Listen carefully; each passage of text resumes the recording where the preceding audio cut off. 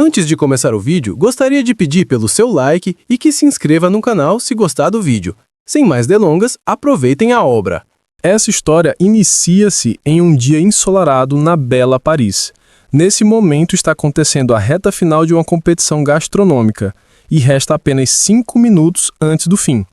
E embora o tempo esteja acabando, os participantes ainda ficavam atentos aos seus concorrentes, principalmente a única mulher do grupo, e que por acaso também é nossa protagonista. Todos ficaram observando enquanto ela entrelaçava algumas palhas e transformava em uma corda, a qual ela jogou dentro de uma panela com alguns pedaços de papel e colocou fogo, deixando todos surpresos por tal ato. Tanto que uma das pessoas do staff precisou ir até ela e dizer que o que estava fazendo era contra as regras. Aqui, já vemos que nossa prota é poucas ideias.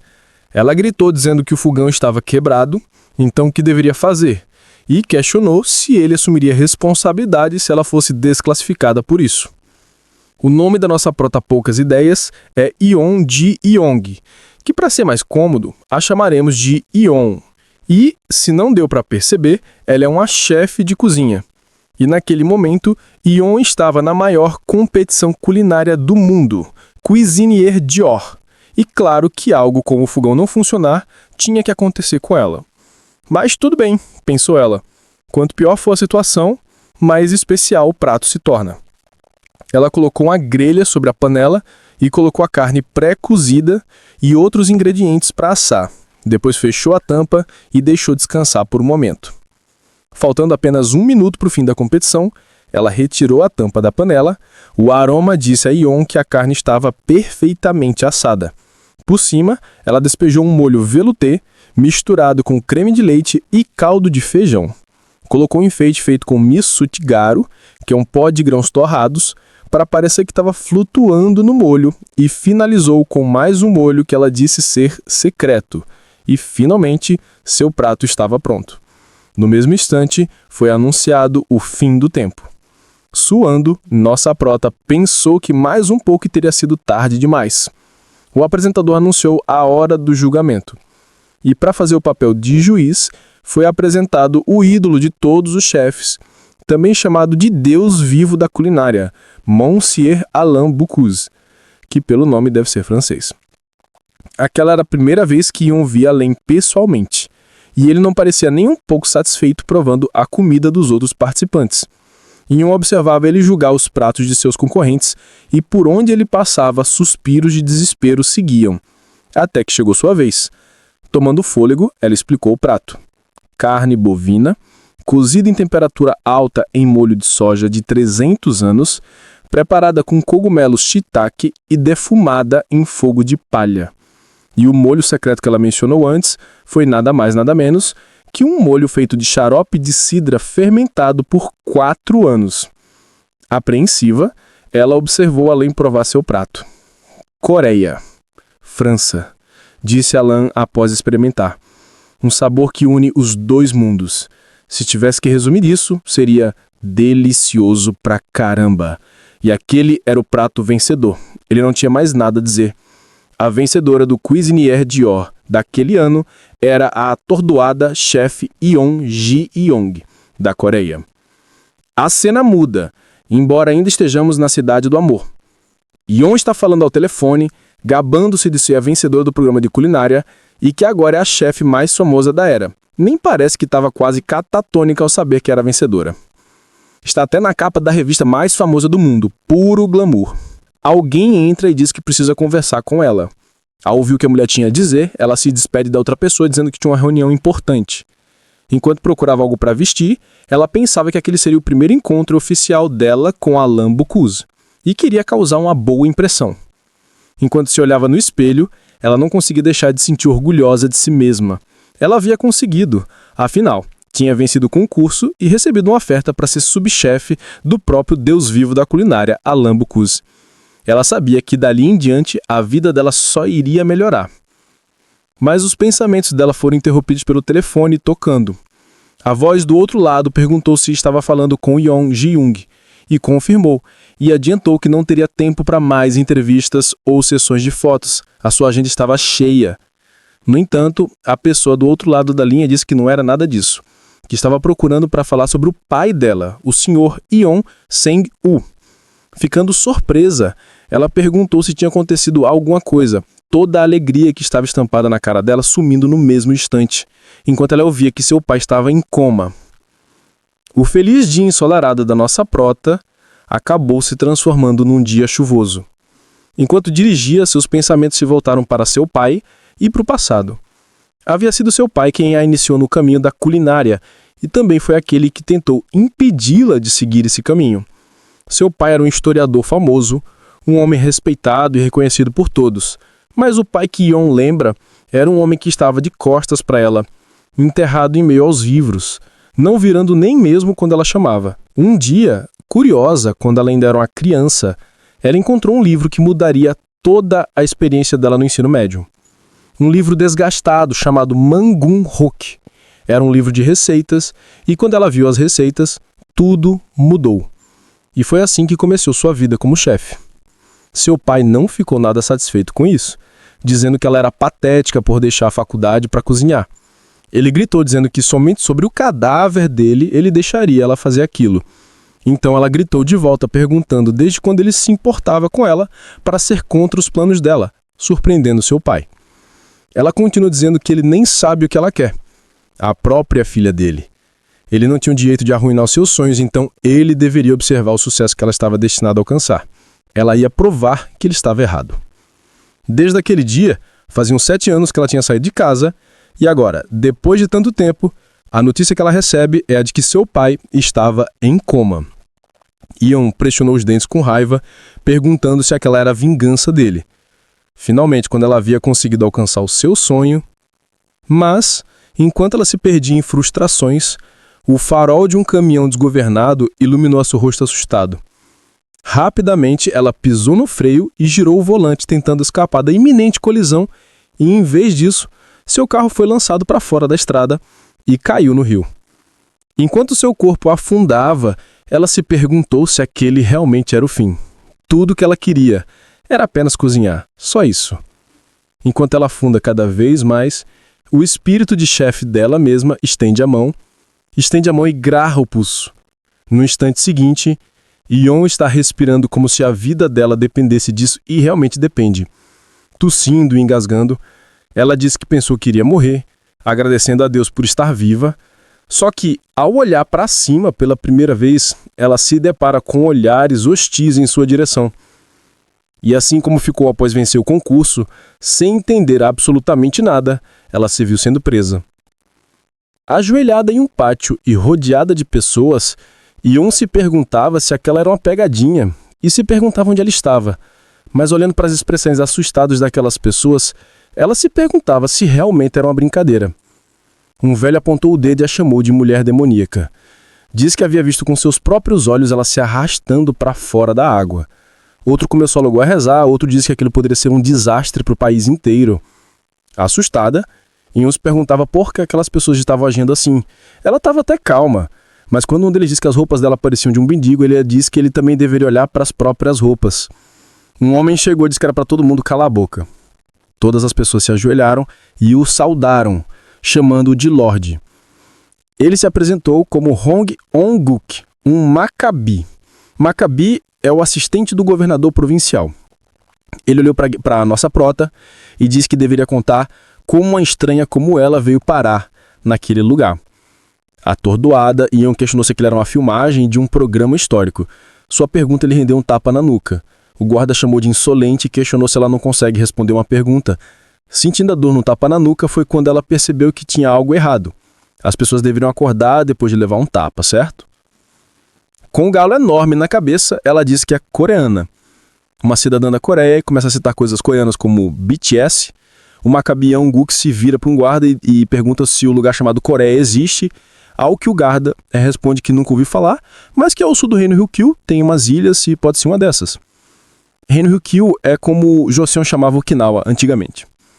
Então, o Maccabi pergunta como a Yeon veio desse lugar chamado Coreia para Joseon. Yeon pensou que aquela pergunta era absurda. Afinal de contas, Coreia era Joseon. Coreia era o nome moderno para Joseon, então, do que diabos eles estavam falando? Então ela lembrou que o acidente havia acontecido na França, então como ela tinha ido parar na Coreia. Então ela levou outro tapa na cabeça por não ter respondido. Nisso ela olhou para ele como se pudesse arrancar a alma dele do corpo, deixando o guarda nervoso. Mais uma vez, o velho a chamou de mulher demônio, disse que era só olhar para a aparência bizarra dela, que tinha uma língua perversa, embora falasse a língua deles com facilidade. Ele havia vivido por décadas e nunca tinha visto um ser tão bizarro. Nossa mana não ficou muito feliz com as palavras do velho. As pessoas logo começaram a concordar com o velho linguarudo, dizendo que aquele era um presságio terrível e que Yon era de fato uma mulher demônio. E que os impostos já estavam esmagando, então se o demônio trouxesse a fome esse ano, todos iriam morrer. Por isso deveriam jogá-la de volta na água para os espíritos não ficarem com raiva. O Maccabi é um Gu que gritou para fazer em silêncio, então perguntou se eles não tinham esquecido da lei que não podia matar um estrangeiro sem questionamento adequado. Se ela não consegue nem explicar como chegou aqui, isso é realmente suspeito, disse ele. Yon chamou ele para conversar, mas o Maccabi gritou para trancá-la na prisão.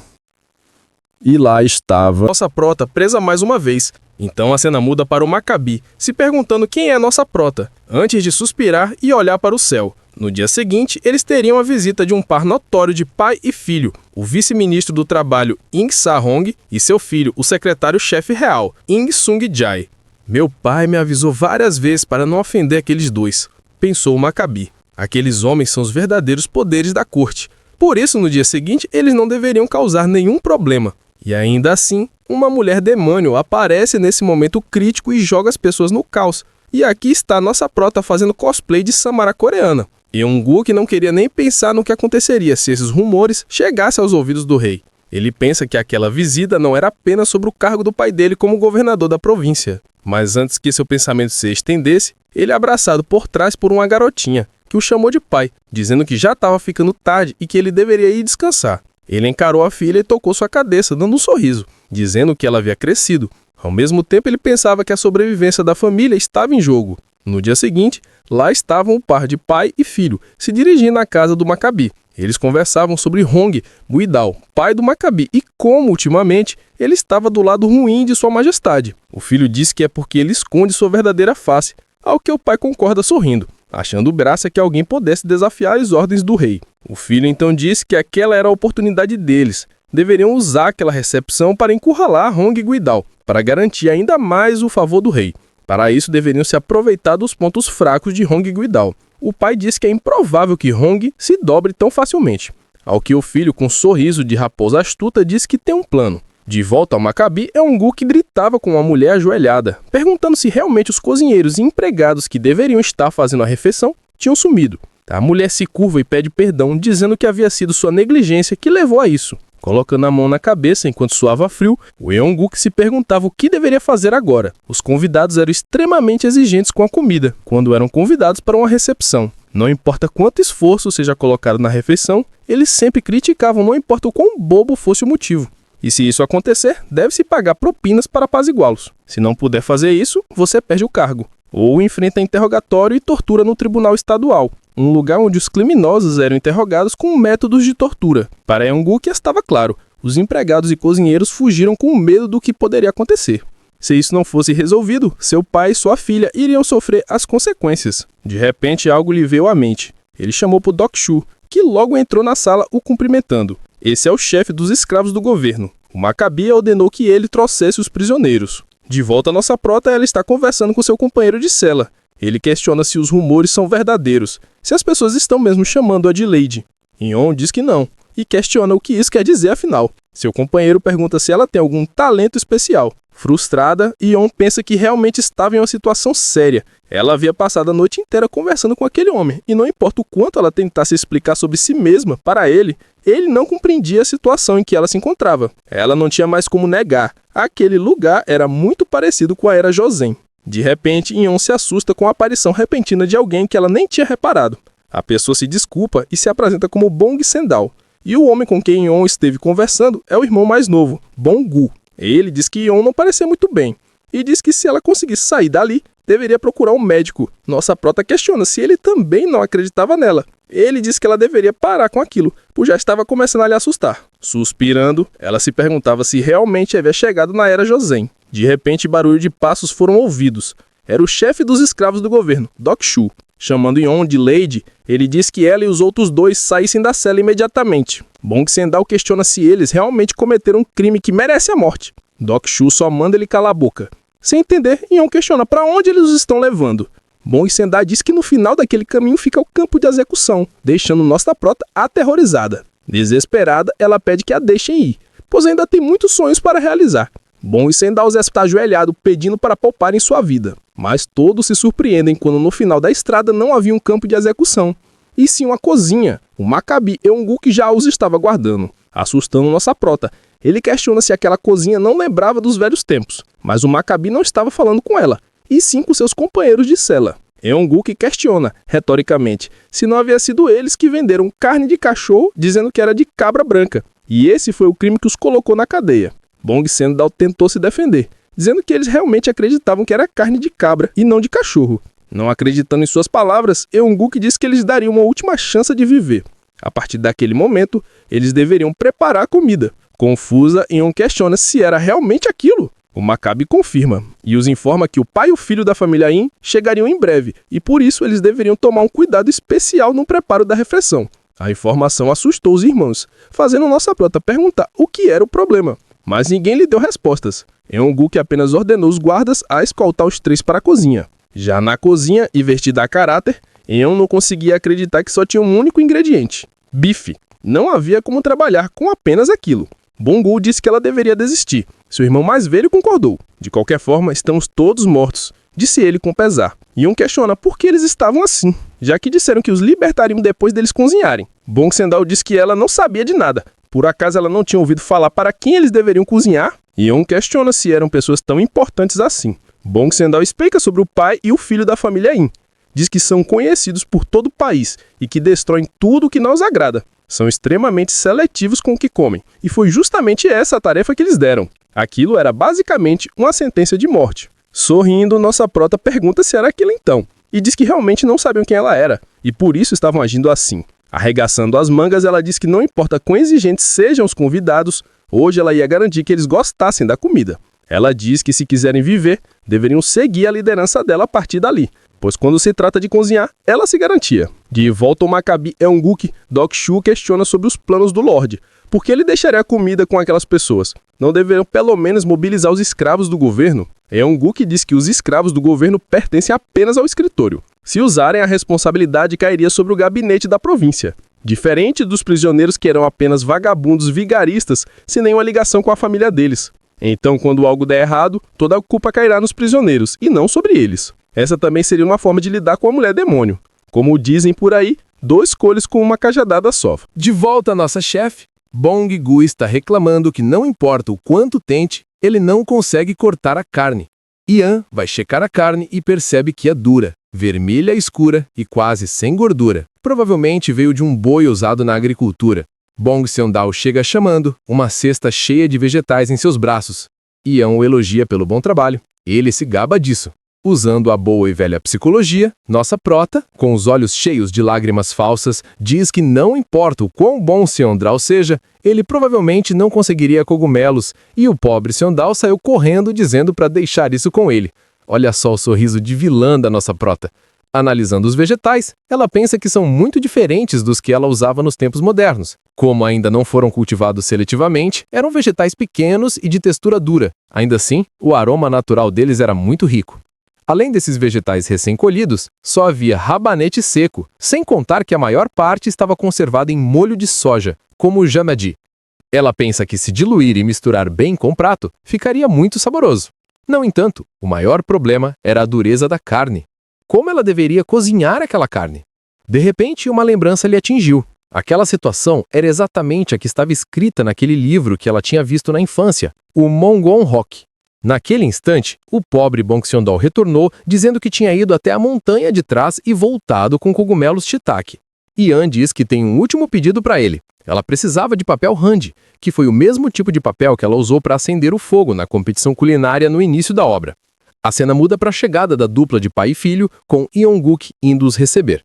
Ele se apresenta como o Maccabi da província de Gyeonggi e que prestava respeito ao ministro do Trabalho e ao secretário-chefe real. Im Sahong, o pai, diz que já faz muito tempo e questiona como está o Lord, pai de Ong-uk. Ele responde que o pai está bem graças ao ministro, ao que Sahong diz que isso é uma sorte. Suando, Ong-uk diz que só pode agradecer ao rei e ao ministro por isso. Rindo, Sahong diz que está ansioso para ver o Lord em breve. Sentados frente a frente, o Lord Hong, pai de Ong-uk, diz que é surpreendente receber tais figuras ali. Ao que Im Song-jae diz que a caminhada até ali era curta, então qual era o problema disso? E continua dizendo que para o Lord Hong ver isso como uma dificuldade, ele se pergunta quais fardos ele deve estar carregando. Im Song muda de assunto ao dizer que Vossa Majestade, o rei, está profundamente perturbado. Ele diz que já faz um tempo desde que o rei havia ordenado que as terras em torno de 4 quilômetros das muralhas do castelo fossem transformadas em campos de caça. No entanto, no caminho até ali, ele ainda tinha visto plebeus que não tinham ido embora de suas casas. Ong-uk, com raiva, pensava como era possível as pessoas que viviam ali há anos serem obrigadas a saírem de suas casas apenas para criar mais campos de caça para o rei. E mais, aqueles dois estavam fazendo parecer que as pessoas que não saíram ainda eram por ordem dele e de seu pai, de modo a parecer que eles estavam indo contra as ordens do rei. Os pobres lutam para sobreviver dia após dia, disse o Lord Hong.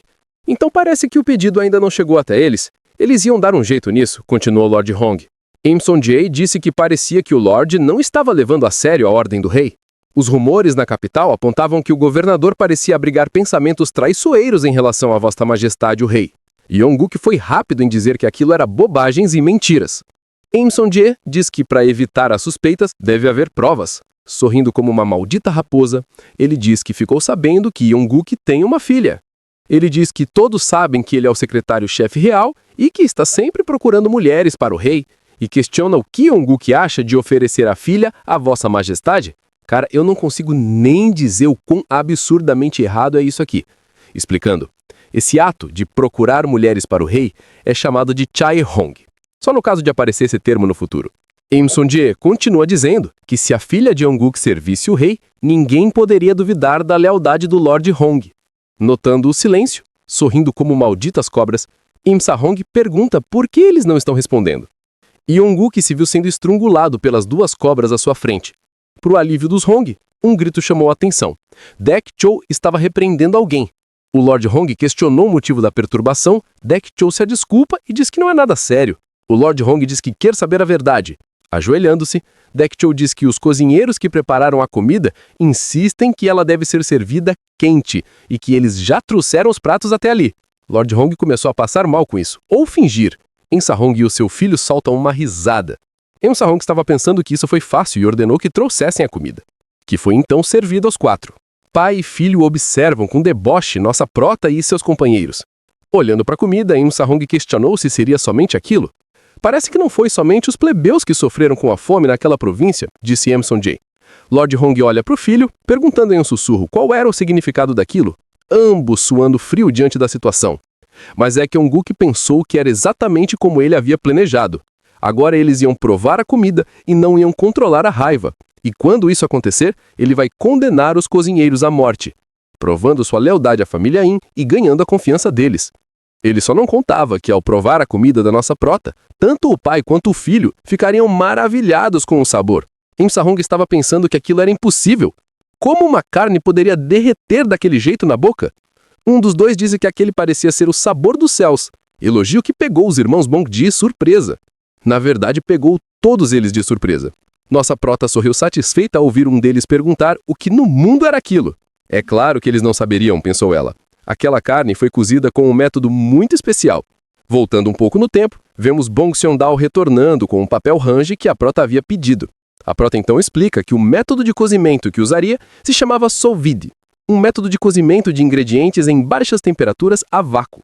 Nos tempos modernos é bem mais simples. Bastava colocar o ingrediente em um saco plástico, remover o ar, mergulhar em água morna a cerca de 55 graus e cozinhar lentamente.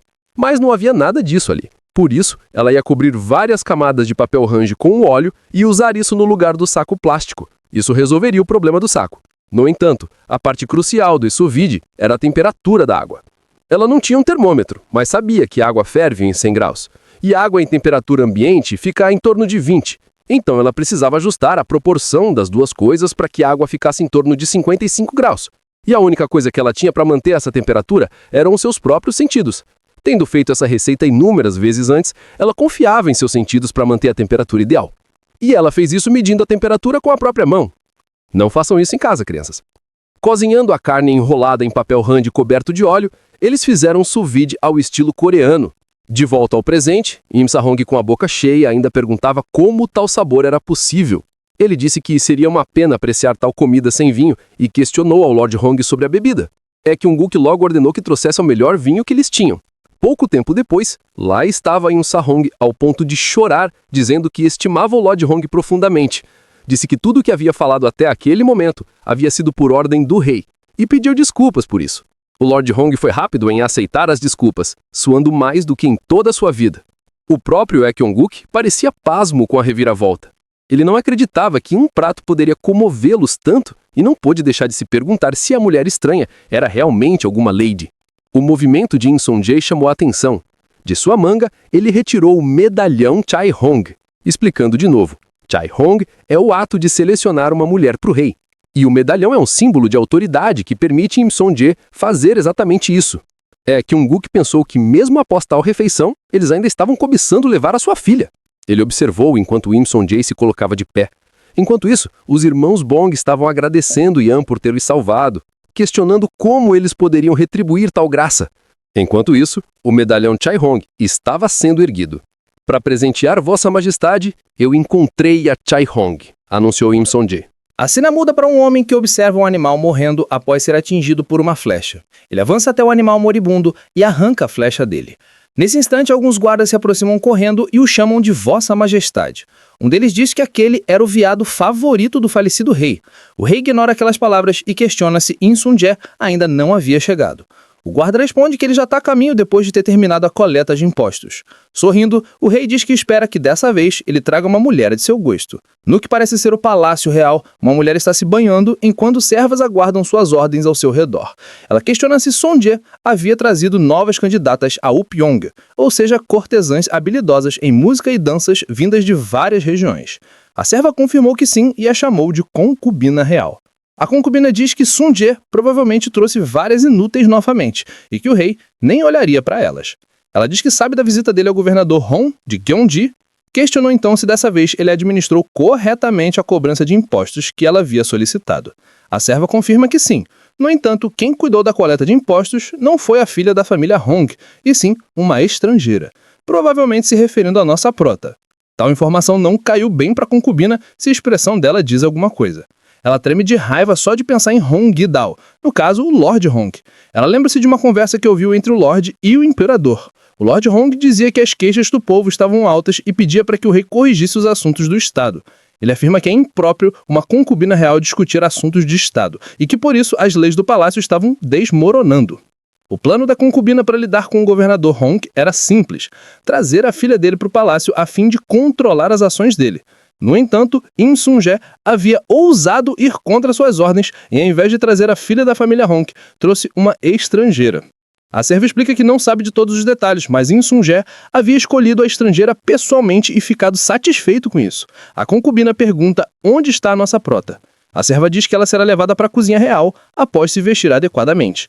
Saindo da banheira, a concubina diz que elas irão para a cozinha real agora mesmo. E eu já tô vendo que o que essa cobra tem de beleza, tem de veneno.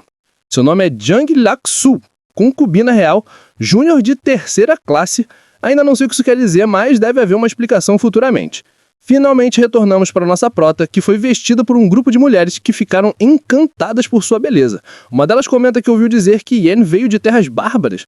Outra comenta sobre a cor do cabelo dela ser estranha e pergunta se ela nasceu assim. E outra ainda diz que esses bárbaros provavelmente não comem direito, já que a prota é muito magra. E dá pra ver que ela tá adorando esses comentários. Yen então lembrou de como tinha ido parar naquela situação. O secretário-chefe real, Im Sung-jae, simplesmente apontou para ela e disse que ela iria com ele para o palácio, e quando chegou ali, ela foi simplesmente manipulada como uma boneca. Suas lamentações foram interrompidas pela chegada de uma mulher mais velha, dizendo que seria a chefe das damas da corte e queria supervisioná-las. Todas se curvaram e a cumprimentaram. Yen questionou a garota ao seu lado o que significava ser chefe das damas da corte. A garota apenas disse para ela ficar quieta. Essa interação, no entanto, não passou despercebida pela mulher mais velha, que logo questionou a Yen o porquê de ela estar ali. Ao vê-la confusa, a chefe explica que aquele lugar é apenas para as damas da corte responsáveis pela música e pela dança. O local da nossa prota é a cozinha real. Ian parecia surpresa e encantada, comentando que não esperava ver pessoalmente algo que só via em dramas históricos. A chefe das damas da corte diz que, se ela já tinha visto o suficiente, deveriam ir. No pátio da cozinha real, algumas mulheres estavam reunidas. A dama explicava que elas eram candidatas a se tornarem damas da corte que cozinhariam na cozinha real, mas apenas algumas delas seriam selecionadas para isso. Entre elas, nossa prota se perguntava se deveria se tornar uma dama da corte. Uma garota ao seu lado diz que aquilo era para selecionar uma dama da corte para servir o rei durante as refeições, fazer coisas como gerir o braseiro, atender os pedidos do rei. Então, para isso, é preciso saber cozinhar. Ao questionamento de Ent se aquilo era sério, a mulher responde que sim, e que os rumores dizem que se Sua Majestade não gostar da comida, ele pune severamente a dama que serve a refeição. Ian questionou por que puniria a dama, mas antes que terminasse as suas indagações, um anúncio foi feito. A concubina real estava ali. Todas se ajoelham diante da concubina, exceto a nossa prota, que olha para os lados totalmente perdida. E ao invés de seguir os exemplos das outras mulheres, ela curva metade do corpo e ainda diz que é um prazer conhecer a concubina. Eu não sei vocês, mas se eu for parar em outro mundo, ia ser uma Maria vai com as outras. O que os outros fizessem, eu copiaria. Sua atitude chocou as chefes das damas da corte, que rapidamente explicou que Ian era estrangeira e não havia aprendido etiqueta ainda, pedindo que a perdoasse por isso. Com uma expressão extremamente serena e calma, a concubina diz que está tudo bem. Se ela é de uma terra estranha, então tal comportamento é compreensível. Mas enquanto fala isso, ela está analisando a prota, percebendo que aquela era a mulher que Insundie havia selecionado pessoalmente e ficado satisfeito com isso. A concubina não achou que ela parecesse grande coisa à primeira vista. No entanto, o conselheiro-chefe real não a teria trazido sem motivo. A concubina então questiona se não era uma quantidade desnecessária de damas da corte, ao que a chefe das damas confirma e diz que estava planejando selecionar apenas algumas delas. A concubina diz que uma é suficiente para servir o rei, enquanto pensa em Sundie e no Lord Hong, dizendo que sabia que eles estavam procurando uma mulher para substituir o lugar dela como concubina real. Então ela sugeriu que seria melhor escolher a dama da corte com base na comida feita hoje. E a chefe das damas concorda rapidamente. Então, olhando para Ian, a dama diz que, exceto por uma delas, no caso a vencedora, era para executar todas as outras candidatas. Falei que essa aí não é uma flor para se cheirar. Não muito longe dali, um servo estava contando a In Sahong e ao seu filho, In Sundie, sobre as ações da concubina. Sahong custava acreditar que a terceira concubina estivesse sendo tão ingrata. Ela era uma mulher da vida, se é que vocês me entendem, que havia conseguido o favor do rei e acabou se tornando concubina, e agora agia como se fosse o próprio rei e atrapalhava suas ações. Virando-se para o filho, ele perguntou aos gritos o que deveriam fazer agora, visto que trazer a cozinheira ao invés da neta do Lord Hong atraiu a ira da concubina Jang Noxu. Despreocupado, Sundie disse para o pai não se preocupar. Noxu havia se tornado concubina por causa dele, já que foi ele quem apresentou ao rei. Por isso, não havia ninguém que conhecesse o coração de Sua Majestade como ele. A cozinheira era a mulher perfeita para afastar o olhar de Sua Majestade da concubina Noxu, concluiu Sundie. De volta à cozinha, vemos nossa protinha suspirando, enquanto pensava que não fazia muito tempo que ela cozinhou para salvar a própria vida na casa do Lord Hong. E agora ela está em outra competição culinária. Com um olhar desesperado, ela se perguntou por que o diabos daquelas coisas estavam acontecendo com ela. Ian lembrou das instruções da competição. Não deve levar mais de 2/4 de hora, aproximadamente 30 minutos, para finalizar o prato. Os ingredientes estavam à disposição. Quem colocasse a mão no ingrediente primeiro poderia usá-lo. Todos pareciam apreensivos e só se mexeram quando a concubina que ditava as regras questionou o que elas estavam fazendo, se nenhuma delas valorizava sua própria vida. Bastou isso para a verdadeira competição começar. Num piscar de olhos, todos os melhores ingredientes foram levados, e tudo que ela conseguiu pegar foi uma galinha, alguns ovos, um pouco de vinagre, sal, um pouco de arroz glutinoso, farinha de trigo e óleo de canola. Suspirando, ela começou a se mexer. Primeiro encheu uma panela pequena com óleo de canola e colocou para ferver. Depois cortou o frango a fim de tornar a absorção dos temperos mais fácil. Quando percebeu que o óleo estava suficientemente quente, colocou um pedaço de massa feita com farinha de trigo e arroz. Fez isso para saber a temperatura do óleo, ao observar a velocidade com que a massa flutua do fundo até a superfície. Depois disso, mergulhou espetacularmente o frango na panela e deixou fritar por uns 20 minutos. Então, lá estava. O frango frito com pele crocante por fora e suculento por dentro estava pronto. Naquele instante, até mesmo as outras participantes estavam babando pelo cheiro. E ela estava toda satisfeita com as reações, afinal de contas, quem no mundo existiria ao frango frito? Até o povo de Joseon ficaria surpreso ao provar. No entanto, havia uma certa concubina mal amada a observando. dizendo que era pra prota rir enquanto pudesse. Pra ela não importava o quão bem o prato da nossa prota estivesse, no fim, seria ela que decidiria o que seria servido na mesa real. Mas naquele instante, outra pessoa também estava sorrindo e entrou pelas portas da cozinha real. Ao ver o próprio Insungê, a concubina logo reclamou da entrada brusca e perguntou como ele ousava entrar ali daquele jeito quando ela estava decidindo quem seria a nova dama da corte que serviria as refeições do rei. E falando no dito cujo, olha ele aí, o próprio rei em pessoa apareceu, perguntando o motivo dela decidir uma coisa assim sem a presença dele. Diferente do Insungê, que anunciou alegremente a chegada do rei, nossa pequena Vibra estava suando frio ao cumprimentar sua majestade. As aspirantes a damas da corte logo se ajoelharam no chão ao perceber a presença do seu governante. Bem, nem todas, né? Nossa prota continuou lá, olhando para os recém-chegados.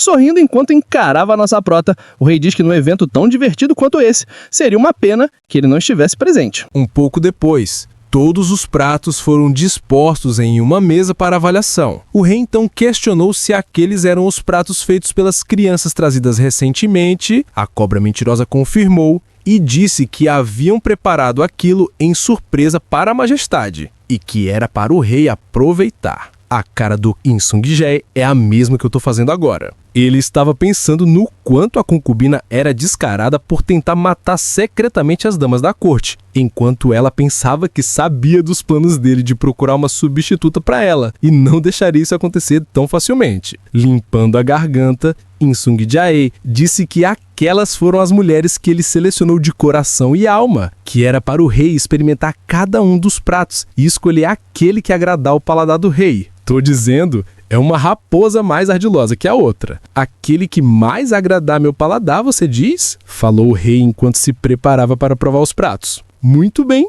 vamos experimentar então. Enquanto isso, as candidatas estavam suando. Se era pela expectativa de conseguirem o cargo ou pela ameaça de morte que a concubina deu, só elas sabem. O rei provou o primeiro prato, disse que a comida não era ruim. No entanto, ele já conhecia aquele sabor. Como eu esperava, pensou a concubina.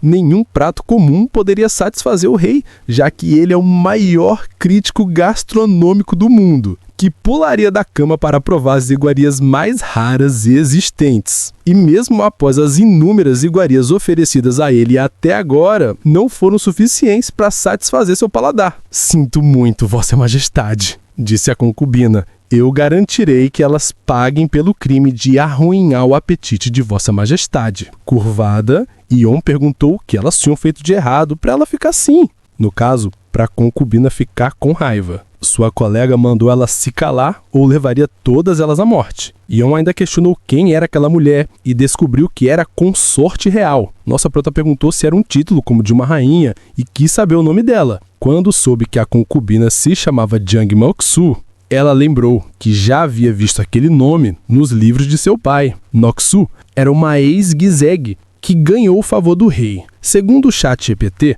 uma Gizeng eram mulheres que praticavam a profissão mais antiga do mundo, se é que me entendem. No entanto, nem todas tinham relações físicas com os clientes. Muitas apenas dançavam, conversavam ou tocavam instrumentos, semelhantes às geishas do Japão. De volta à história, ao perceber quem era aquela concubina, só então nossa Ion entendeu uma coisa. Se aquela era Noksu, aquele só poderia ser Yansangun. De todos os reis, ela tinha que ir justamente para o reinado de Yansangun. De repente, o rei reparou que ali havia um prato que ele nunca tinha visto. Era o que nossa prota tinha preparado. O rei comentou que era como frango, só que não era cozido nem grelhado. Ao fundo, a raposa Insungjae sorria pensando que, se era um prato nunca visto antes, só poderia ser Dion. O rei então provou o frango e sua reação fez a concubina acreditar que o prato feito por nossa prota era bizarro, a ponto de não atender os gostos de sua majestade.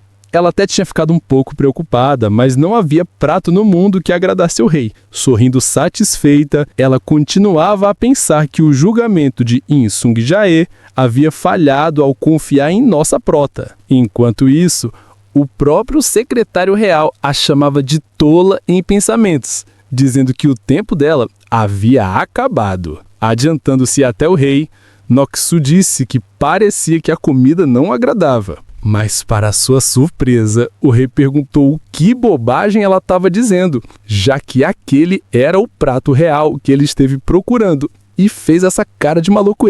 devorando o frango. O rei pensava que sim, era aquele o sabor que ele esteve procurando desesperadamente. Desacreditada, observando o rei, a concubina pensava que era impossível. Sua Majestade era famosa por ser exigente com a comida.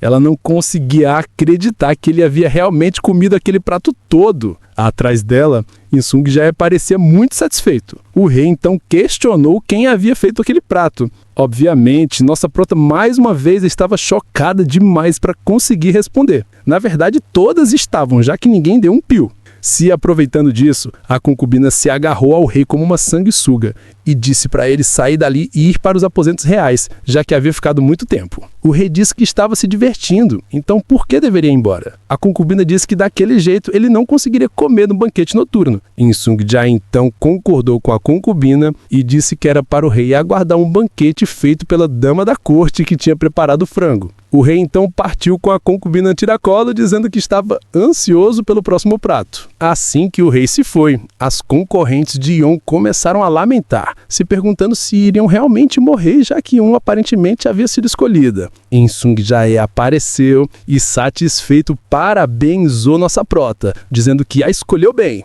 Nossa prota logo lembrou que tinha sido ele que a arrastara até ali. Insung Jae se virou para sair e disse para ela seguir com ele. Já livres de ouvidos alheios, Sung Jae perguntou se ela estava surpresa e então se apresentou.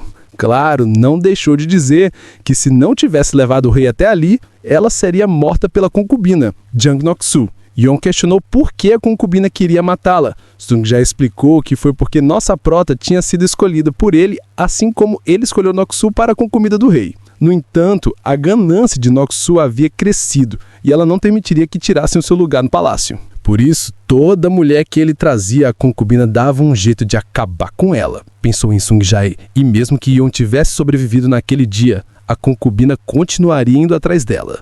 Sung Jae disse para ela não se preocupar, ele seria o aliado dela dali em diante. Rapaz, se eu fosse a prota, não acreditaria muito não. Em resposta, nossa prota fez uma pergunta. Ela questionou se aquilo significava que ela não poderia sair daquele lugar. Isso só fez o cara rir até chorar.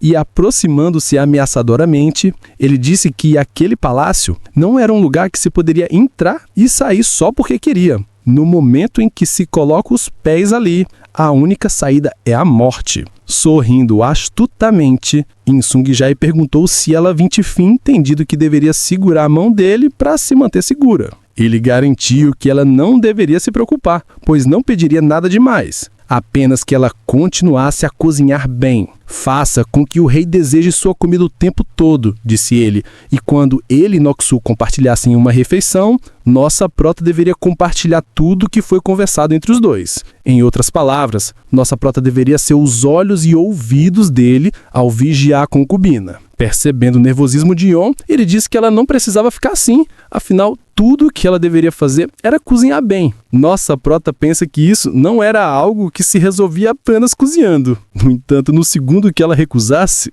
as coisas não terminariam bem. Apavorante, pensou Yeon, tremendo, mas então ela se decidiu. Disse ao homem à sua frente que faria pratos que cativassem o coração do rei, enquanto pensava que se aquela fosse a única forma de sobreviver, não tinha escolha a não ser fazer o melhor.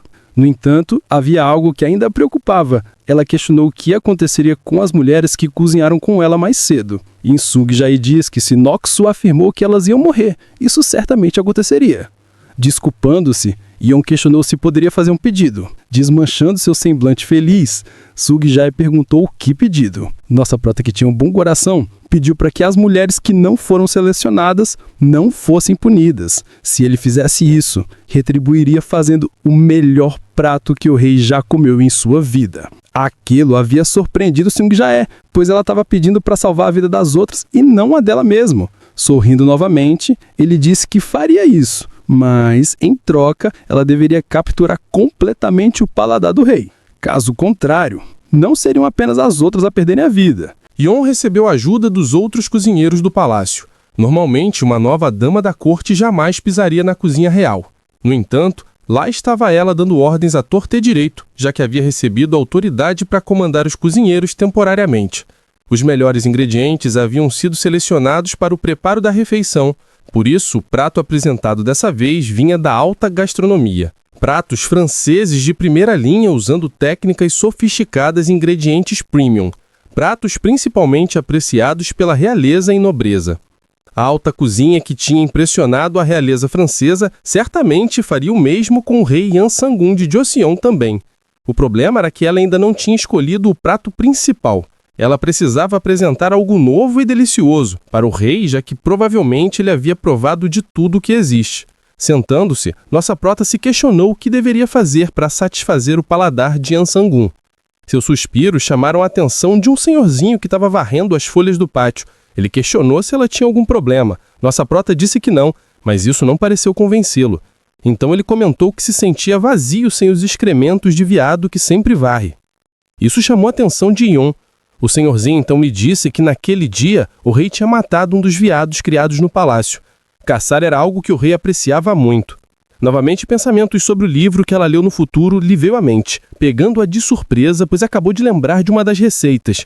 Era um prato que com certeza capturaria o gosto de Yan Sang-un. Sorrindo satisfeita, ela saiu correndo até a cozinha. Ao chegar, disse para eles trazerem o veado caçado pelo rei imediatamente. Enquanto encarava o animal, ela pensou no livro, o Manguan Hook, que tinha salvado sua vida quando cozinhou para a dupla de pai e filho na casa do governador. O livro parecia sempre lhe vir na mente quando ela se encontrava em crise, e daquela vez não seria diferente. Pegando uma faca, ela pensou que aquele prato era sua chance de sobreviver. O dia avançou e chegou o momento de o rei fazer a refeição real. Curvada diante do rei, Yon disse que iria lhe apresentar o veado cozido em pedra. Voltando alguns minutos antes da chegada de Yon aos aposentos do rei, vemos ele e a concubina Maksu. O rei se encontra pensativo enquanto ela tocava música em um instrumento de corda. A concubina tocava a melodia favorita de sua majestade, mas já havia percebido que ele não parecia estar apreciando. Ela então questionou ao rei se havia algo errado. Yan Sang-un disse que naquele dia a música não estava alcançando, e então questionou se a comida da nova garota ainda não estava pronta. Claramente ela não gostou nada de ouvir aquilo, mas antes que pudesse falar qualquer coisa, anunciaram ao rei que o jantar estava enfim pronto. Sorrindo, o rei soltou um "fale do tigre e ele aparecerá", antes de ordenar que servissem o jantar. As damas da corte avançaram com as mesas do banquete real. Enquanto aguardavam, a concubina olhou para o rei pelo canto do olho e se perguntou se ele gostaria daquele prato também. Então, seu olhar afiado se voltou para nossa prota, que estava toda nervosa diante deles. Olhando atentamente para Yon, a concubina se perguntou se o rosto dela sempre foi assim, claramente notando enfim a beleza de nossa protagonista. Sem perder tempo, Nok-Su se virou para o rei e perguntou o que ele achava dela atendê-lo durante a refeição. O rei negou e disse que naquela noite jantaria sozinho. Disse que ela havia trabalhado duro naquele dia ao selecionar pessoalmente as novas damas da corte. Desse modo, ela poderia voltar para os próprios aposentos agora. Então, ordenou que se aproximasse com a comida e que depois todos fossem embora, exceto pela garota nova. Sem outra opção, a concubina se despediu do rei e, ao passar por Yon, que estava ajoelhada no chão, pensou que a garota a irritava sem razão nenhuma. Quando enfim ficaram sozinhos, Yon pensou que aquele silêncio era sufocante. Ela se perguntou por que diabos o rei ordenou que apenas ela ficasse. Chamando sua atenção, o rei questionou o que ela estava fazendo, já que deveria explicar os pratos servidos. Dizendo a si mesma que se calmar, ela pensou que não deveria demonstrar nenhuma fraqueza diante daquele homem. Enquanto isso, o rei sozinho, provavelmente captando o nervosismo dela. Yon então começou a explicar que, para aguçar o apetite do rei, ela havia preparado tártaro, usando carne fresca, usando ameixa em conserva picante e pera doce para harmonizar o sabor. Quando ela ia falar do próximo prato, o rei ordenou que parasse e que experimentasse aquele primeiro. Sem entender, ela questionou isso e o rei disse para ela ir até ele e experimentar para verificar se havia veneno ou não. Ela disse que entendeu e foi até ele. Pegando um pedaço da comida e experimentando enquanto pensava que o próprio Yan Sang-un estava diante dos seus olhos. Após provar, ela disse que não havia nada de errado com a comida. Então o rei disse que agora ela deveria lhe oferecer um pedaço também. Olhando para ele atordada, o rei se inclinou na direção dela questionando se ela não tinha escutado ele. Então disse que era para ela dar comida na boca. Vendo ele tão de perto, Yon corou e se perguntou se Yan Sang-un era tão bonita assim. Sem perder tempo, Nok-Su coletou um pedaço da comida e timidamente ofereceu a ele. Quando terminou de engolir, ele perguntou se aquilo era realmente carne. Parecia a carne que ele sempre comia, mas por que o gosto era tão diferente? Então, sorrindo, ele perguntou qual era o próximo prato. E enquanto explicava, Yon sempre o servia na boca. O primeiro foi mingau de leite enriquecido com cogumelos e vegetais. Depois um prato chamado foie gras, feito com fígado de ganso cozido. Tudo pareceu satisfazer o rei, que falou que entendia o motivo dela ter chamado a atenção de Insunjaê. Corando, Yon agradeceu, ficando grata pela reação ter sido boa. A Yon então apresentou o prato principal, língua de veado, um prato chamado de Nuksou. Então é explicado que nos tempos antigos os veados eram símbolos da realeza. Comer veado significava poder absoluto. Yon pensou que para um rei como Yan Sangun, que possuía um forte desejo de poder e um paladar extremamente sensível, nada poderia o satisfazer mais do que aquele prato. Quando ela falou que iria experimentar primeiro, ele disse que não era necessário, e ao invés dela o servir, ele mesmo pegou um pedaço e comeu. Enquanto observava, ela pensou que a escolha para o prato principal deveria ter sido acertada, mas por que ele não estava dizendo nada? De repente, Yan Sangun agarrou seu braço e disse que escolhia ela. No capítulo seguinte, vemos que a posição dos dois mudou. Yon agora estava ajoelhada diante do rei. Ele disse que na manhã seguinte Yon deveria ir ao Genjeonjeon, que é o salão onde o rei conduz cerimônias e assuntos oficiais. Yon ficou sem entender nada, mas o rei disse que ela veria por si só. Então, na manhã seguinte, lá estava Yon mais uma vez ajoelhada diante do rei, só que rodeada de ministros.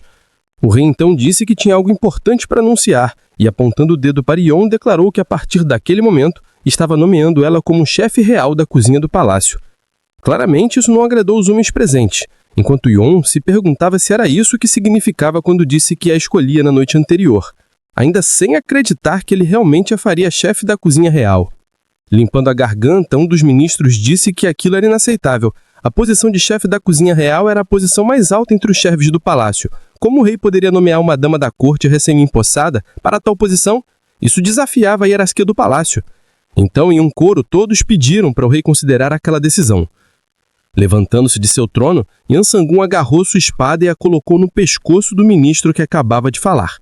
O rei então disse que se ele ainda conseguisse falar depois que cortasse a língua dele, ele ia considerar. Nisso, Insunjaé e seu sorriso de raposa interrompeu o que seria uma cena sangrenta, propondo uma competição culinária entre Yon e o chefe real atual. Yon olhou para ele friamente. Insunjaé, chamando a atenção do rei, disse que o chefe real era o mais habilidoso em culinária, então a posição de chefe real ficaria com aquele que provasse com a sua comida.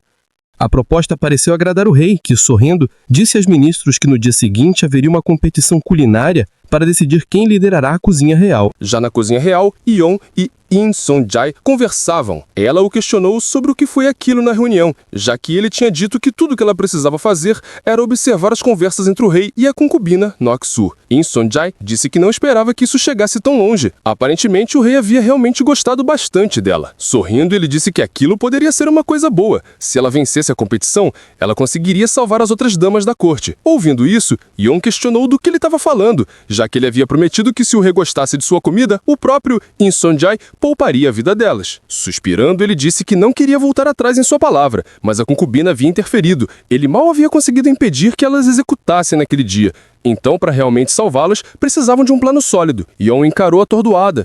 Insunjae concluiu que a única maneira de fazer isso era se nossa protaste se tornasse chefe da cozinha real. Então, sob o pretexto de precisar de pessoas na cozinha, poderia salvá-las. No entanto, se ela perdesse, ele não poderia prometer que elas manteriam suas vidas.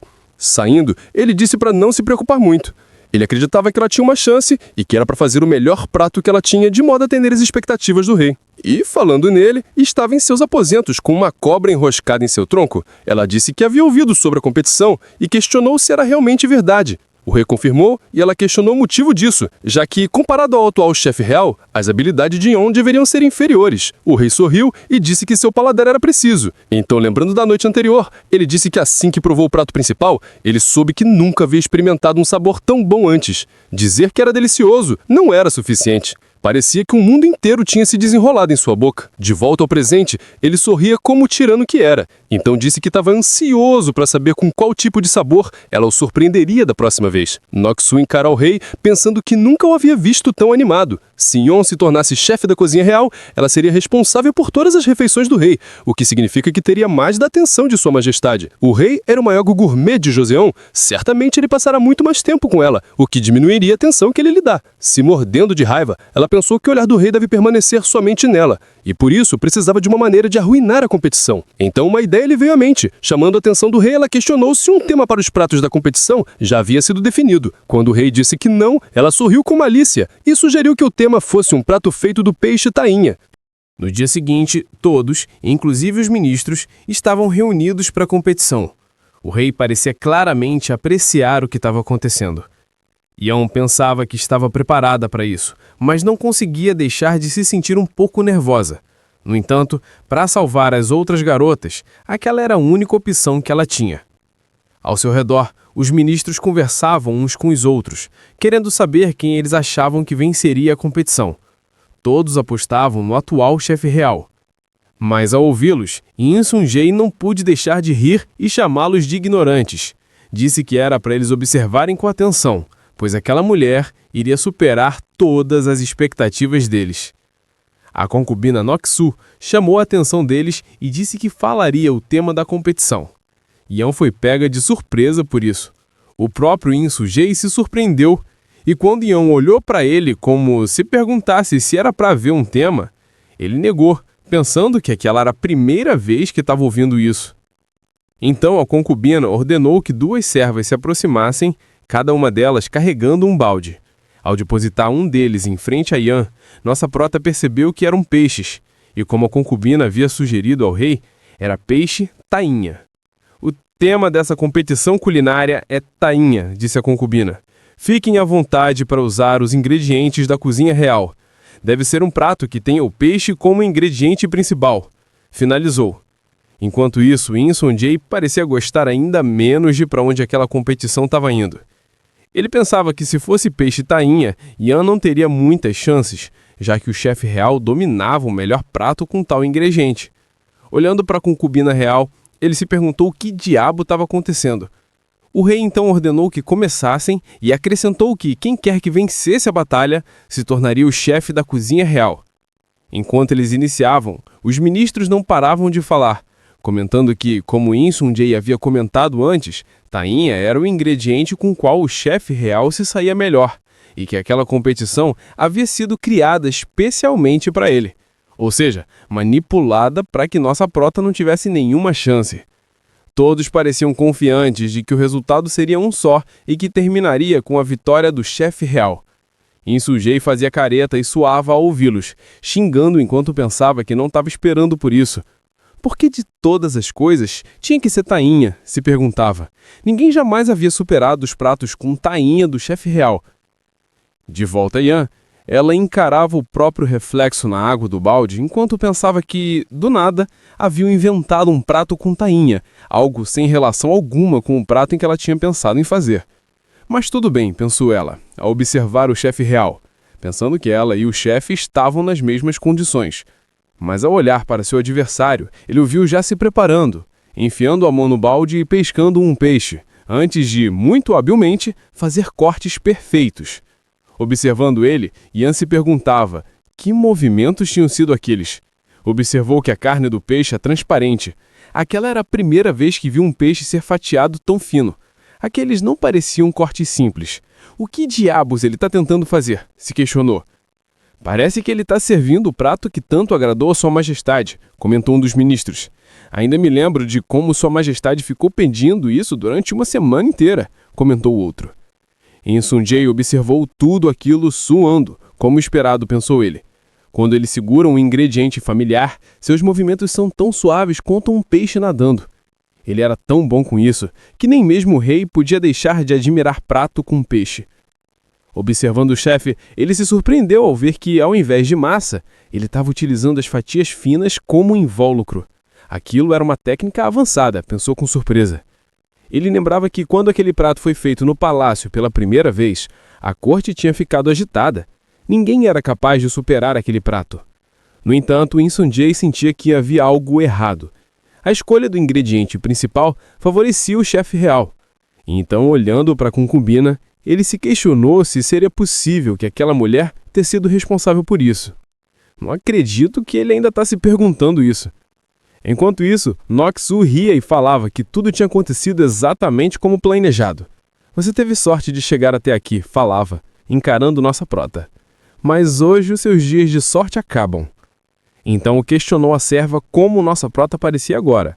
A serva disse que estava paralisada, incapaz de levantar nem mesmo uma mão, como um coelho preso numa armadilha. Paralisada? Comentou a concubina. Será que ela consegue apresentar um prato digno à sua majestade? Se questionou. Acalme-se, Yang, pensava a nossa prota. Não tenha pressa, esvazie a mente e pense com calma. Qual o melhor prato que posso fazer com o tainha agora? Se perguntava.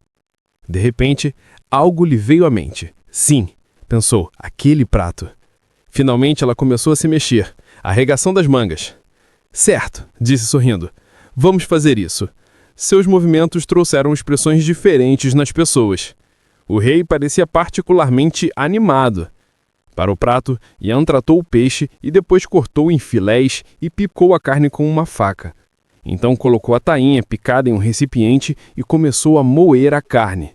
Seus movimentos trouxeram surpresa aos ministros, que nunca tinham visto alguém usar aqueles métodos para preparar um peixe. Depois de moer a carne, Yan adicionou ovo, leite, farinha e bateu novamente até que tudo virasse uma massa suave. Depois fez bolinhos ovais e os levou ao fogo até que tivessem dourados. Por fim, ela finalizou com um molho feito com as vísceras de frango e camarão batidos com leite. E pronto, seu prato estava finalizado.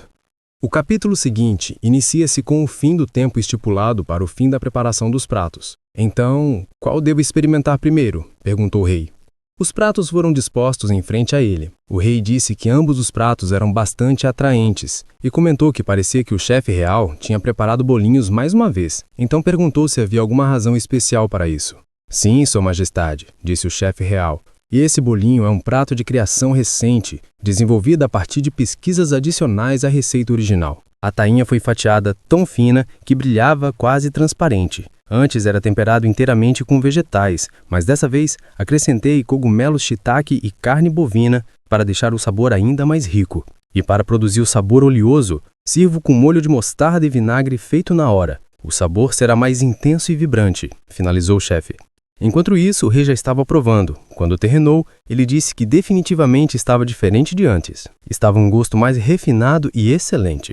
Então elogiou o chefe, dizendo que quando se tratava de pratos com tainha, ninguém era capaz de superar o chefe real. O chefe curvou-se agradecendo. Enquanto isso, os ministros começaram a falar de novo, dizendo que se o rei elogiava dessa forma, estavam ansiosos para provar. Quando o rei deu a ordem, eles comeram também, e pelas expressões deles, já dá para saber que gostaram bastante. Rasgaram elogios ao prato, ato que agradou profundamente a concubina real. Sorrindo, ela pensava que foi uma boa ideia sugerir a tainha como ingrediente principal.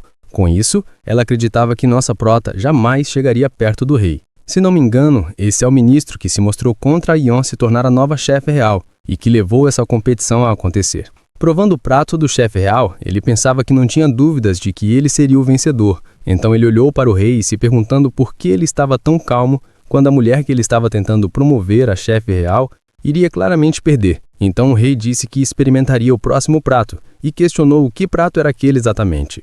Esse prato é chamado de quenelle de brochet, disse Yan.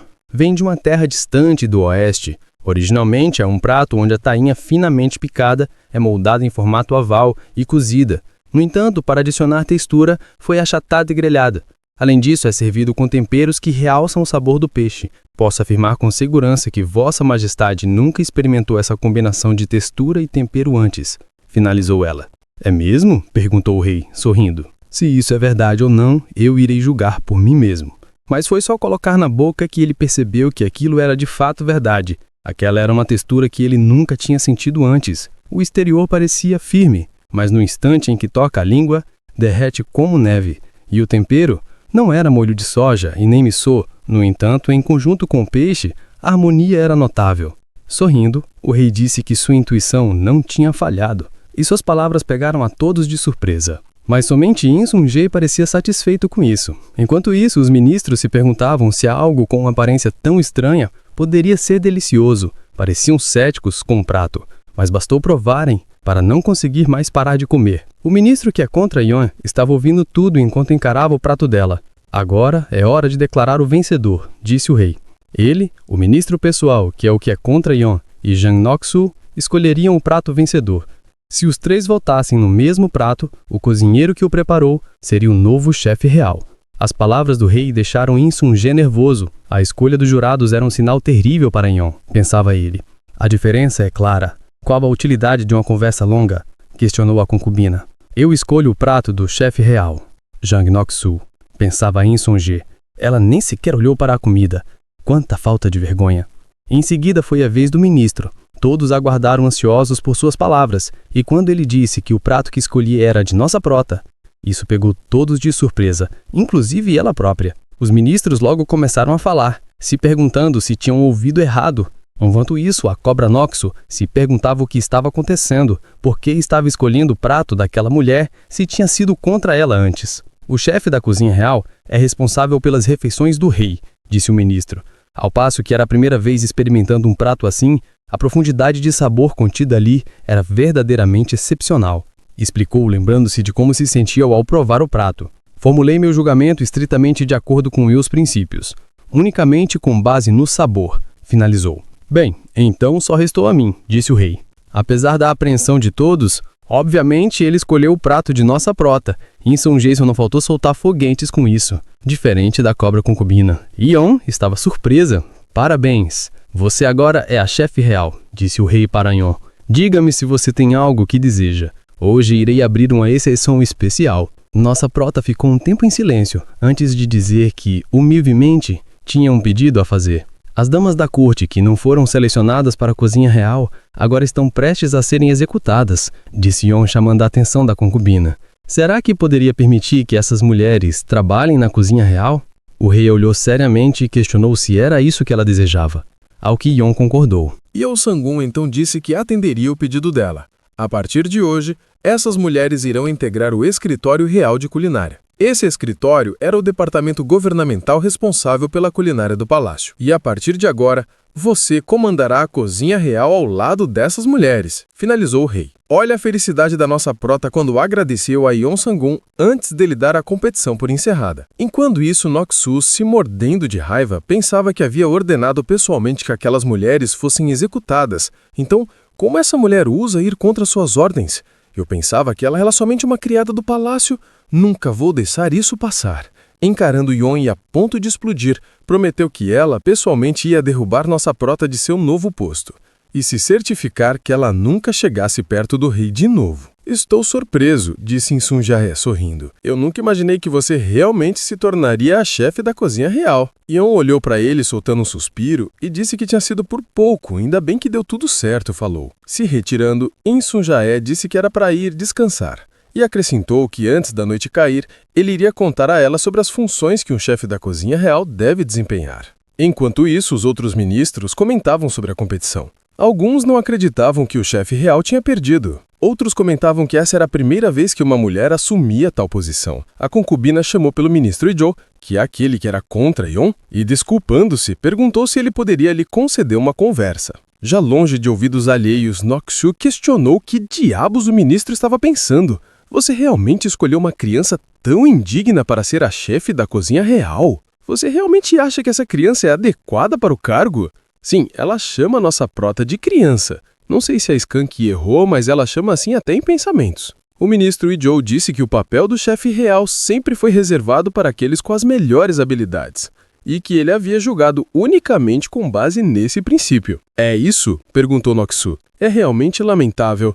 Eu pensei que você também desaprovaria aquela criança. Acho que foi apenas minha própria desilusão. Jang Nok-su, pensou o ministro Ijo. No momento em que entrou no palácio, ela tomou o lado do rei, incentivou as excentricidades dele e mergulhou a corte no caos. Você acha que eu não sabia que tudo isso começou por sua causa? Encarando-a, ele disse. Antes você disse que a empregada da cozinha não tinha pedigree, não foi? Se formos falar assim, continuou ele quando não recebeu resposta dela, a concubina não entrou no palácio usando seu charme? Isso pareceu pegar Nok-su por surpresa. Ela questionou sobre o que ele estava falando. Parece que você se esqueceu como Vossa Graça entrou no palácio, disse o ministro. Furiosa, Nok-su perguntou se ele estava tentando questionar as origens dela. O ministro respondeu que não era essa a intenção dele. Ele apenas queria dizer que a cozinheira e a concubina não eram tão diferentes assim. Portanto, continuou o idiota, peço humildemente que, antes de falar sobre a situação dessa lady, Vossa Graça reserve um momento para recordar como a senhora mesmo entrou neste palácio.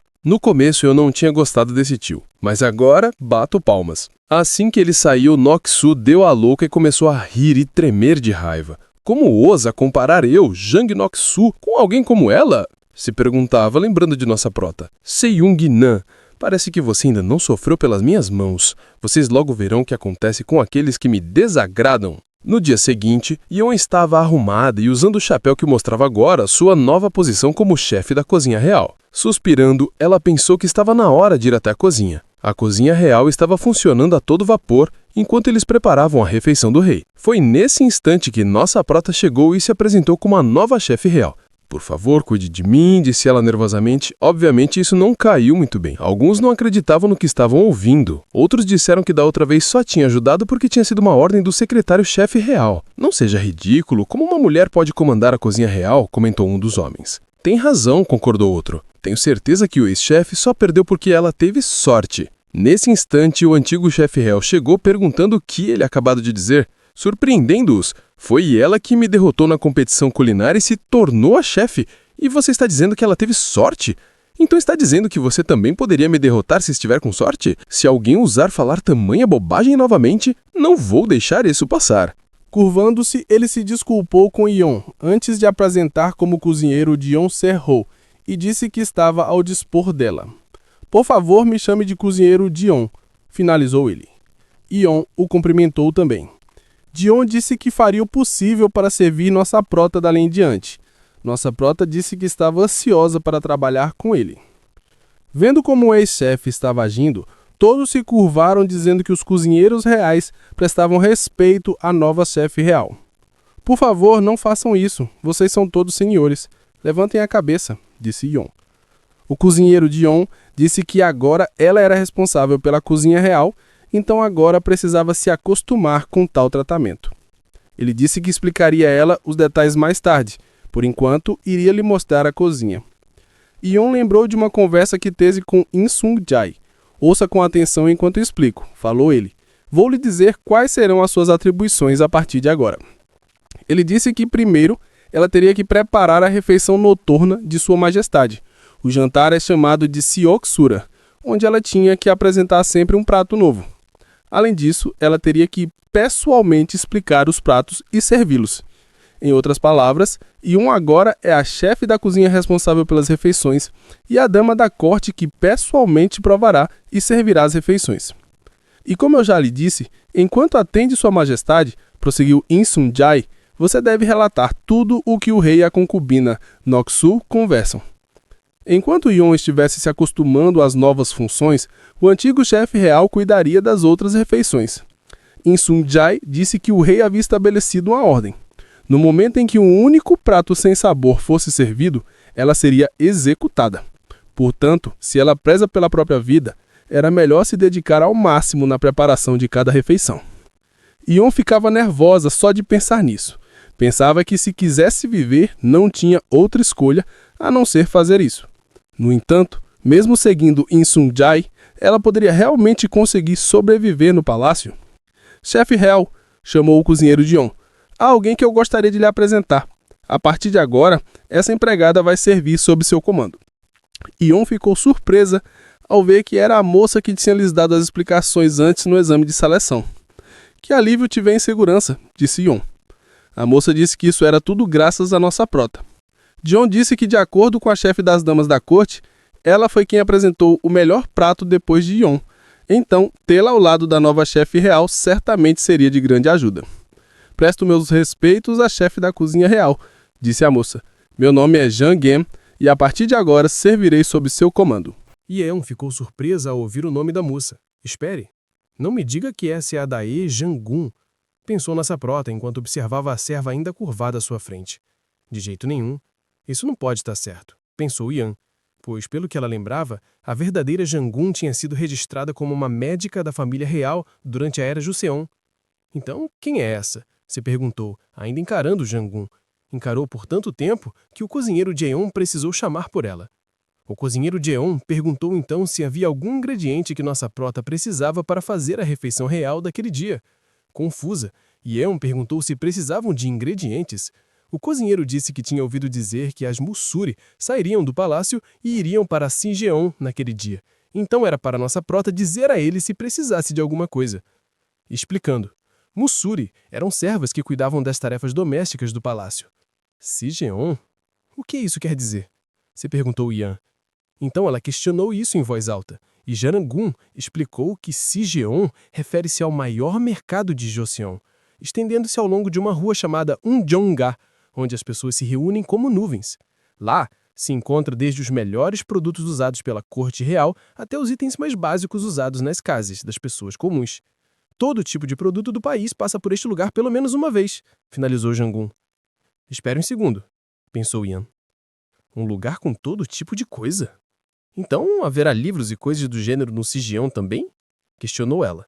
A cena muda e nos mostra algo que aconteceu na noite anterior. Nossa prota e In Sun-jae estavam conversando. Ele dizia que bastava ela cozinhar como sempre fez e criar novos pratos.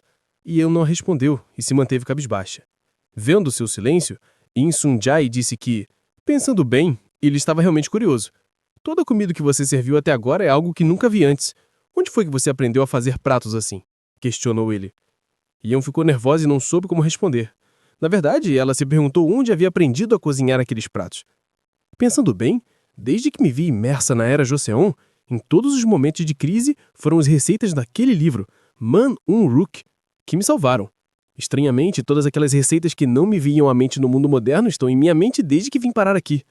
Talvez seja uma vaga sensação, mas não consigo deixar de pensar que tudo o que está me acontecendo agora está ligado àquele livro.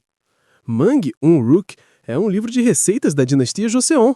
Se esse livro existe em algum lugar por aqui, talvez a chave para resolver tudo isso esteja escondida nele também. De volta ao presente, Jangun disse que sim, claro que vendiam livros no mercado. Ela disse que se nossa prota estivesse procurando por um livro específico, não seria difícil encontrá-lo. Sorrindo feliz, Yan perguntou se ela estava falando sério. Chefe Real Yan, existe algum livro específico que esteja procurando? Perguntou o cozinheiro Jian. Yan disse que sim, que estava procurando por um livro de receitas. Então, ela perguntou se ela também poderia ir ao mercado. Sua pergunta pegou os outros dois desprevenidos. Isso significa que a chefe real planeja ir pessoalmente ao mercado? Perguntou o cozinheiro Jian. Confusa com a reação deles, Yan disse que sim, e questionou se aquilo não era permitido para ela. Jian disse que não era isso, mas que para sair do palácio e ir ao mercado, ela precisa da permissão de An Neguan, o dossoli. O dossoli? Questionou Yan. Sim, ele é o responsável por todos os assuntos domésticos da cozinha real, explicou o cozinheiro Jian e continuou explicando que o dossoli era responsável por levar as criadas da corte para fora do palácio. Portanto, Yan precisava da permissão dele para poder sair. Jian disse que o dossoli iria até ali em breve para fazer justamente isso, então ela poderia falar com ele quando ele chegasse. E claro, por coincidência do destino, certamente não foi por conveniência de roteiro, o dossoli chegou ali naquele mesmo instante. Chamando pelo chefe da cozinha real, ele questionou se as criadas já estavam prontas para sair. Curvando-se, o cozinheiro Jeon disse, conforme o instruído, que as Mussuri já estavam esperando no pátio da cozinha real.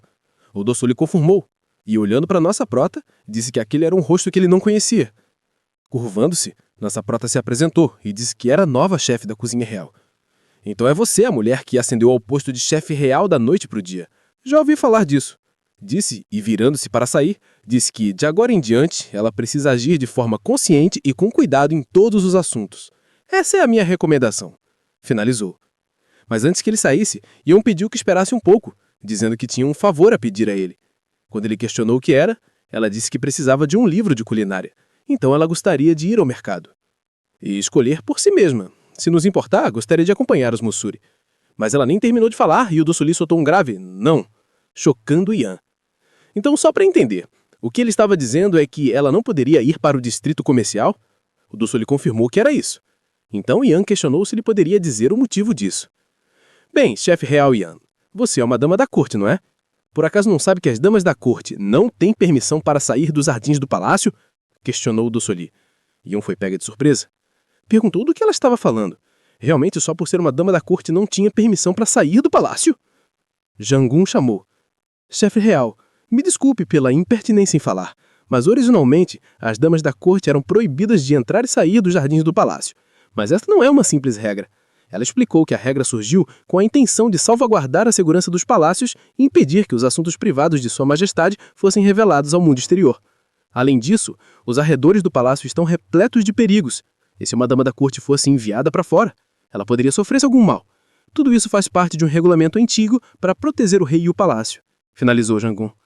Eu entendo, pensou Yan, um pouco atordoada com isso. Então isso realmente significa que eu não posso sair do palácio? Para encontrar o Man Uruk, sinto que preciso absolutamente ir àquele distrito do mercado. O que devo fazer? Não existe outra maneira? Ela se perguntava. Mas, então, ela percebeu algo. Se eu persuadir o chefe dos eunucos, não seria capaz de sair? Yan falou que entendia. Se essa é a regra, então não havia nada a ser feito. O Docioli então disse que, se ela entendia, era para começar a preparar a mesa real. Mas Yan o interrompeu e, chamando-o de chefe eunuco, perguntou: e se encontrar esse livro for para o bem de Sua Majestade, o que você faria? Uma pausa aqui. No capítulo anterior não havia nenhuma menção a ele ser o chefe eunuco. Deve ser algum erro da tradução gringa. Vou só seguir o baile. A pergunta pegou o Docioli, ou chefe eunuco, desprevenido. Ele perguntou o que ela estava querendo dizer com aquilo. Para o bem de Sua Majestade? Questionou ele. É exatamente como eu disse, falou Yan. A maioria dos pratos que criei veio desse livro, e Sua Majestade achou esses pratos deliciosos. Como chefe da cozinha real, desejo apresentar uma refeição digna da realeza que satisfaça Sua Majestade, concluiu nossa prota. Ficando extremamente sério, o Docioli perguntou se o que ela estava querendo dizer era que, com esse livro, ela poderia apresentar uma refeição real que satisfaça o rei. Yan disse que era isso mesmo, e acrescentou que implorava pela ajuda dele. Por favor, me ajude só dessa vez. Se você me levar ao distrito comercial e me deixar encontrar aquele livro, eu com certeza oferecerei a melhor refeição real à Sua Majestade, disse ela. O sol iluminava as ruas movimentadas. Vendedores ofereciam suas mercadorias, desde frutas frescas à seda recém-tecida. Yan estava verdadeiramente encantada com o que via. Parecia o Harry Potter indo ao beco diagonal pela primeira vez, desejando ter muitos olhos para poder observar tudo ao mesmo tempo. Mas sua animação desagradava ao Docioli, que, chamando-o por ela, disse que era para se abster de comportamentos chamativos. Você se esqueceu de que sua saída é para ser um segredo? Questionou ele. Ela então lembrou do momento em que ele acordou em tirá-la do palácio. Suspirando, ele a chamou de problemática e disse que iria levá-la para o distrito comercial, fazendo nossa prota se curvar e agradecer animada. Mas o Docioli, permanecendo sério, disse que era para ela ter uma coisa em mente. Em nenhuma circunstância, este fato deve vazar. Absolutamente ninguém poderia saber disso, disse ele. De volta ao presente, Yan pensava que era um alívio ter conseguido convencê-lo. Embora o cozinheiro Jen estivesse preocupado com a nossa prota indo sozinha, e por isso ela acabou trazendo Jan Gan junto. Mas o que importava era que tudo tinha dado certo e agora ela estava no mercado como queria. Então, precisava começar a procurar lugares onde houvesse a possibilidade de encontrar o Mangan Rock. O Docioli a apressou, dizendo que não poderiam atrasar o jantar real, e enquanto eles se adiantavam, havia alguém os observando à espreita. Por onde passavam, vendedores tentavam chamar sua atenção oferecendo suas mercadorias. O Docioli disse que só mais um pouco e eles chegariam a um lugar chamado Sigendoga. Sem entender, Yan recorreu a Jangan, questionando o que era Sigendoga. Sorrando, Jangan disse que nossa prota poderia falar com ela mais confortavelmente, e então explicou que Sigendoga é a sede dos grupos comerciantes atuantes no mercado central. Além disso, é também um local onde todo tipo de mercadoria vinda de fora de Joseon é comercializada discretamente. Ela explicou que entre os itens representativos incluem-se pimenta das regiões orientais, uma especiaria chamada noz moscada, licor Kaolian Jiming, que é como chamavam a China na época. Além disso, nesse lugar tinha açúcar e muitas outras coisas. Originalmente, a mesa real deveria ser preparada com itens de tributo como princípio. Mas à medida que o paladar de Sua Majestade se torna cada vez mais exigente, eles obtêm os ingredientes de lá, onde mercadorias ocidentais são comercializadas secretamente. Ela concluiu. Os itens de tributo que ela fala eram especialidades locais enviadas das províncias para serem oferecidas ao rei. Ao fim da explicação, Yan disse que tinha entendido. Nesse instante, a comitiva parou a caminhada, sendo interrompidos por alguns homens mascarados. Vocês não são os cães leais de Sua Majestade? Perguntou o que parecia ser o líder. O Doceoli ficou profundamente irritado com isso. O que você acabou de dizer? Questionou ele. Como ousa zombar de oficiais da corte? Não sabe que poderia perder a cabeça por isso? O mascarado ficou em silêncio por um tempo, antes de se virar e perguntar se todos tinham ouvido aquilo. Uma personalidade realmente grandiosa está entre nós aqui, zombou ele, e continuou dizendo que ele detém poder sobre a vida e a morte. Deve ser o próprio rei em pessoa. Que todos estão fazendo, reverenciem profundamente a Sua Majestade. As pessoas começaram a rir disso. O mascarado então disse que eles deveriam mostrar uma dança à Sua Majestade, e apontando o leque na direção de Ian e seus companheiros, disse que era para se divertirem muito. Eles dançaram enquanto cantavam uma música. O rei está muito ocupado se divertindo para se preocupar com os assuntos do Estado, curvando as costas do povo apenas para encher o estômago de Sua Majestade. O ressentimento do povo chegou aos céus. Enquanto cantavam, Ian observava tudo atordoada, se perguntando o que tinha dado naquelas pessoas. A julgar pela aparência, parecem semelhantes à trupa de artistas sobre a qual li em livros. Pensava, por que eles estão bloqueando o caminho? Perguntou ela. Jangan respondeu que não sabia. O grito do Doceoli chamou a atenção de Ian. Que canalhas! Bloqueando o caminho de oficiais da corte! Saiam do caminho, de uma vez! Ao lado de Ian, Jangan disse que aquele era um problema sério. Se continuassem sendo atrapalhados por esses artistas, não conseguiriam os ingredientes e talvez tivessem que voltar sem nem chegar perto das livrarias. Essa possibilidade deixou nossa prota em choque. De jeito nenhum ela ia se deixar parar depois que tinha conseguido chegar até ali. Então, muito gentilmente, ela os chamou e perguntou aos gritos se eles poderiam sair da frente. Enquanto pensava que não podia voltar sem conquistar alguma coisa. Precisamos ir! Saiam da frente! Parem de bloquear o caminho! Exigia ela. E seus gritos chamaram a atenção de um dos mascarados, que se perguntava que tipo de reação era aquela. Quando fazemos uma cena dessas, eles geralmente ficam assustados. Como ousa uma mera mulher levantar a voz? Pensava ele. Então ele decidiu testá-la. Gritando e avançando contra Ian, ele chamou de canalha e disse que era para ela ficar quieta.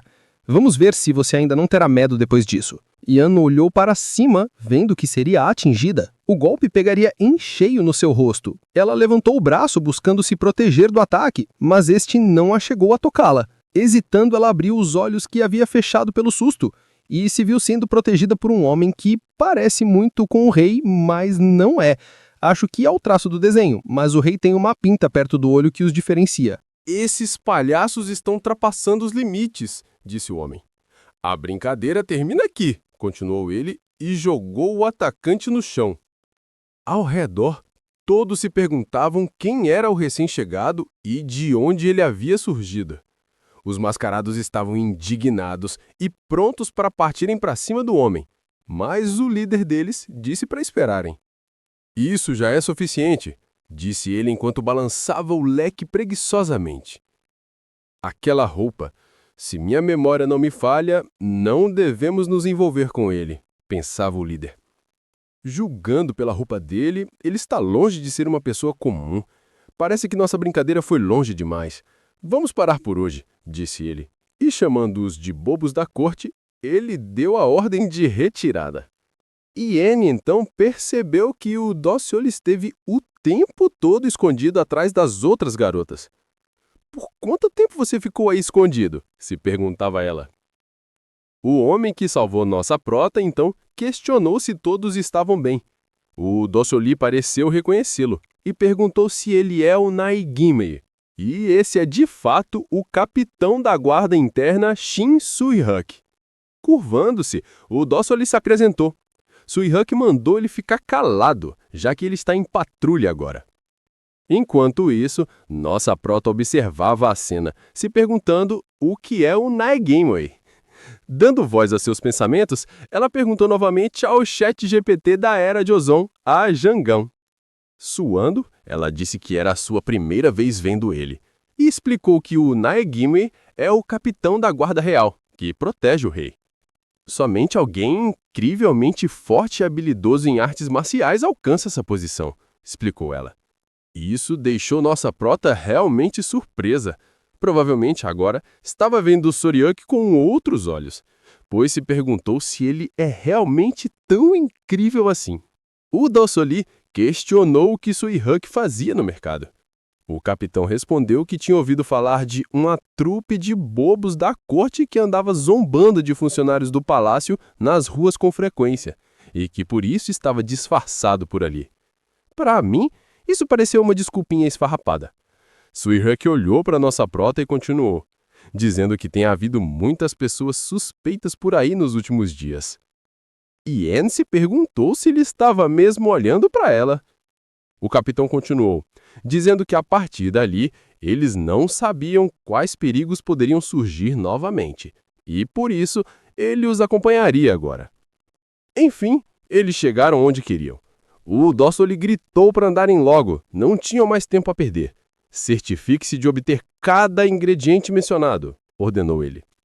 Yen se aproximou dele e questionou quando passariam no lugar que vende livros.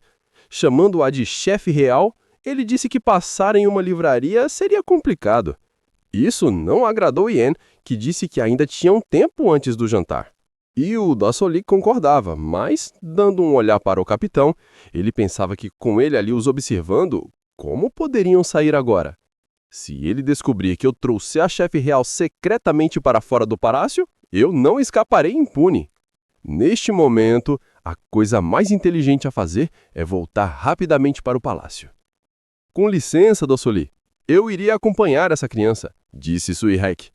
E eu acabei lembrando de uma certa cobra que chama a nossa prota assim. O que ele disse pegou tanto Yen quanto o Dossoli de surpresa. Ouvi dizer que ela quer ir a uma livraria, então deixe-a comigo e volte primeiro. Gaguejando, o Dossoli questionou como ele poderia entregar uma criada do palácio aos cuidados dele. Chamando ele, Suihuk questionou se ele não confiava nele. Ao que ele respondeu, ainda gaguejando, que não era nada disso. Se não for isso, então existe algum motivo pelo qual eu não possa levá-la comigo? Questionou o capitão fazendo uma expressão séria que quase arrancou a alma do Dossoli fora. Se é assim, então a confio aos seus cuidados, disse ele por fim. Já na livraria, Yen pegava livros das estantes sobre os olhos atentas do capitão. Um atrás do outro ela pegava e jogava quando via que não era o que ela estava procurando. Enquanto isso, pensava que de alguma forma havia chegado à livraria, mas onde diabos estava o Mangon Rock? Mesmo quando ela tinha perguntado ao dono do lugar, ele disse que não sabia. E por mais que ela investigasse, não conseguia encontrar nenhum vestígio. Além disso, esse olhar que venho sentindo, quer dizer, eu sou agradecida por ele ter me trazido aqui, mas por que ele está me encarando desse jeito? Se perguntava ela. Se o capitão da Guarda Real descobrir quem eu sou, acabou, estarei completamente acabada. Ela lembrava que o Dossoli havia dito que não era para deixar que a identidade dela fosse descoberta de jeito nenhum. Que livro você tem procurado com tanta atenção? Questionou Suihuk ao se aproximar dela. Virando-se, ela disse que procurava um livro de receitas que a chefe real havia dito que era necessário. É mesmo? Questionou ele. A chefe real mandou você fazer isso? Isso é bastante estranho, já que a chefe real é você, Yan Zhizhang, não é mesmo? Encarando ele, nossa prota se perguntava se ele realmente sabia quem ela era esse tempo todo. Se fazendo de em desentendida, ela perguntou o que ele queria dizer. Fingir-se de em desentendida não vai te ajudar. Eu vim aqui já sabendo exatamente quem é você, revelou Suihuk. Por que o capitão da guarda viria me procurar? Se perguntava ela. Suihuk disse que ela não deveria se preocupar. Não estou aqui para te fazer mal, garantiu ele. Estendeu para ela o que eu acho que seja um pergaminho e disse para ela pegá-lo. Ele disse que ali dentro havia algo que ela deveria saber. A cena muda para uma lembrança de Suihuk. É de noite e ele dá ajoelhado diante da concubina real. Ela questionou o que ele tinha descoberto sobre a pessoa que tinha pedido para ele investigar. O capitão disse que, como ela pediu, ele observou a mulher atentamente. E aqui vemos que ele teve na cola de nossa prota. Ele diz à concubina real que nossa prota parece ser uma espiã de Insundje. Espiã de Insunje? Então minhas suspeitas estavam corretas, disse a concubina. Sui-he concordou e, chamando-a de sua graça, questionou o que ele deveria fazer agora. Escrevendo o mesmo pergaminho que Sui-he deu a Yen, ela disse que, se este for o caso, se nossa prota for de fato uma espiã de Insunje, era para o capitão entregar aquilo a ela. De volta à nossa prota, ela está segurando o pergaminho enquanto encara Surhyok, questionando se havia algo escrito ali que ela deveria saber. O capitão confirmou que sim, e disse que era para Yeon guardar esse segredo a 7 chaves. Isso será muito útil para você, disse ele. Útil? O que poderia ter ali dentro? Se questionava nossa prota, enquanto ainda o encarava surpresa. Sem conseguir conter sua curiosidade, ela questionou: por que você está me dando isso? Surhyok apenas disse que não poderia dar a ela maiores detalhes, e quando ela tentou contestar, ele falou: se você quiser sobreviver, você deve se lembrar do conteúdo dessa carta. Quem te mandou me entregar isso? Questionou nossa prota, e quando ele continuou em silêncio, ela perguntou: foi Sua Majestade a rainha consorte? E Surhyok confirmou que sim, tinha sido uma ordem de Sua Majestade. Aqui vocês lembram que no vídeo anterior eu disse que tinha sido a concubina. Acho que pode não ter sido ela e vocês vão entender mais pra frente o porquê. De volta ao palácio, mais precisamente dos aposentos onde residem as cortesãs, chamado de Chuihong Gowon, vemos nosso tirano favorito deitado muito confortavelmente nas coxas de sua concubina. Majestade, o senhor parece excepcionalmente exausto hoje, observou Jang Nok-su. Aconteceu alguma coisa durante a audiência de hoje? Quis saber a concubina. Yeon Sang-gun tirou a mão do rosto e lembrou-se da maldita audiência de mais cedo. Os ministros estavam curvados à sua frente e um deles relatou que, ultimamente, o ressentimento popular vinha aumentando a cada dia. A escassez de alimento piorou e mais cidadãos estão passando fome. Por causa disso, bandidos apareceram na região selvagem roubando grãos, disse um dos ministros, e continuou dizendo: Sua Majestade, perdoe minha grosseria, mas o falecido rei sempre providenciava alívio para pessoas famintas em tempos como estes. Então, por favor, siga as leis e o exemplo do falecido rei. Neste ponto, Yeon Sang-gun já começava a demonstrar sua raiva, mas o ministro continuou falando. Isso não é tudo, Majestade. A produção agrícola diminuiu consideravelmente em comparação com anos anteriores, e mais cidadãos estão impossibilitados de pagar seus impostos. Além disso, uma pandemia está se espalhando e o povo está sofrendo. E assim a reunião prosseguiu. Um ministro após o outro chamava por ele e relatava problemas e mais problemas, até que Yeon Sang-gun não aguentou mais e disse que aquilo bastava. Ele não queria ouvir mais nenhuma palavra. De volta ao presente, Yeon Sang-gun chamou pela concubina, e quando ela respondeu, ele questionou: quem é o rei desta nação? Olhando para o rosto cansado do rei, ela disse que era claro que era ele. Quem em Joseon não saberia que Vossa Majestade é o rei? Questionou ela. Sim, concordou Yeon Sang-gun. Eu sou o rei. Mas, ao mesmo tempo, em seus pensamentos, ele pensava que se era de fato o rei, então por que ele tinha a sensação de estar preso em um lugar sem conseguir ser livre? Interrompendo seus pensamentos, Jang Nok-su chamou por ele. Majestade, como poderiam oficiais compreenderem a profundidade de suas intenções reais? Vossa Majestade está fazendo o seu melhor, garantiu ela. Com um suspiro, Yeon Sang-gun se deixou ser enganado como o trouxa que era. Como eu pensava, você é a única pessoa que entende o que eu sinto, disse ele. Acariciando o cabelo dele, Nok-su questionou. Aliás, já que está quase na hora de servir o jantar, devo mandar trazer aqui para Vossa Majestade? Mas o rei negou e disse que não estava com apetite naquele dia. Esqueça o jantar. Traga apenas uma mesa com lanches leves, disse ele, ao que a concubina concordou e disse que iria providenciar imediatamente. A cena muda e vemos nossa prota novamente. Ela acabava de chegar de sua aventura no mercado, pensando que infelizmente não tinha conseguido encontrar o Mangun Rock. Não achei que seria fácil encontrá-lo desde o início, mas também não tinha pensado que voltaria sem nada, pensava ela. E retirando a carta das vestes, ela abriu pensando que mesmo sem encontrar o livro, havia recebido um recado misterioso, e se perguntava o que aconteceria no futuro. Mas seus pensamentos foram interrompidos pela chegada abrupta de Jangan. Chefe real, por que só chegou agora? Um grande desastre aconteceu. Do que você está falando? Que desastre? Questionou Yeon. Jangun disse que explicaria tudo, mas elas precisavam ir para a cozinha real imediatamente. Já na cozinha, nossa prota estava questionando Jangun e o cozinheiro Jan. Então, o que vocês estão dizendo é que Sua Majestade pediu uma mesa de lanches ao invés do jantar? Questionou Yeon, e os dois confirmaram imediatamente. Yeon então questionou o que deveríamos preparar. O cozinheiro Jean disse que normalmente eles serviam pequenos doces e guloseimas leves. No entanto, o tipo de lanche servido numa situação como essa deve ser tratado com muita cautela.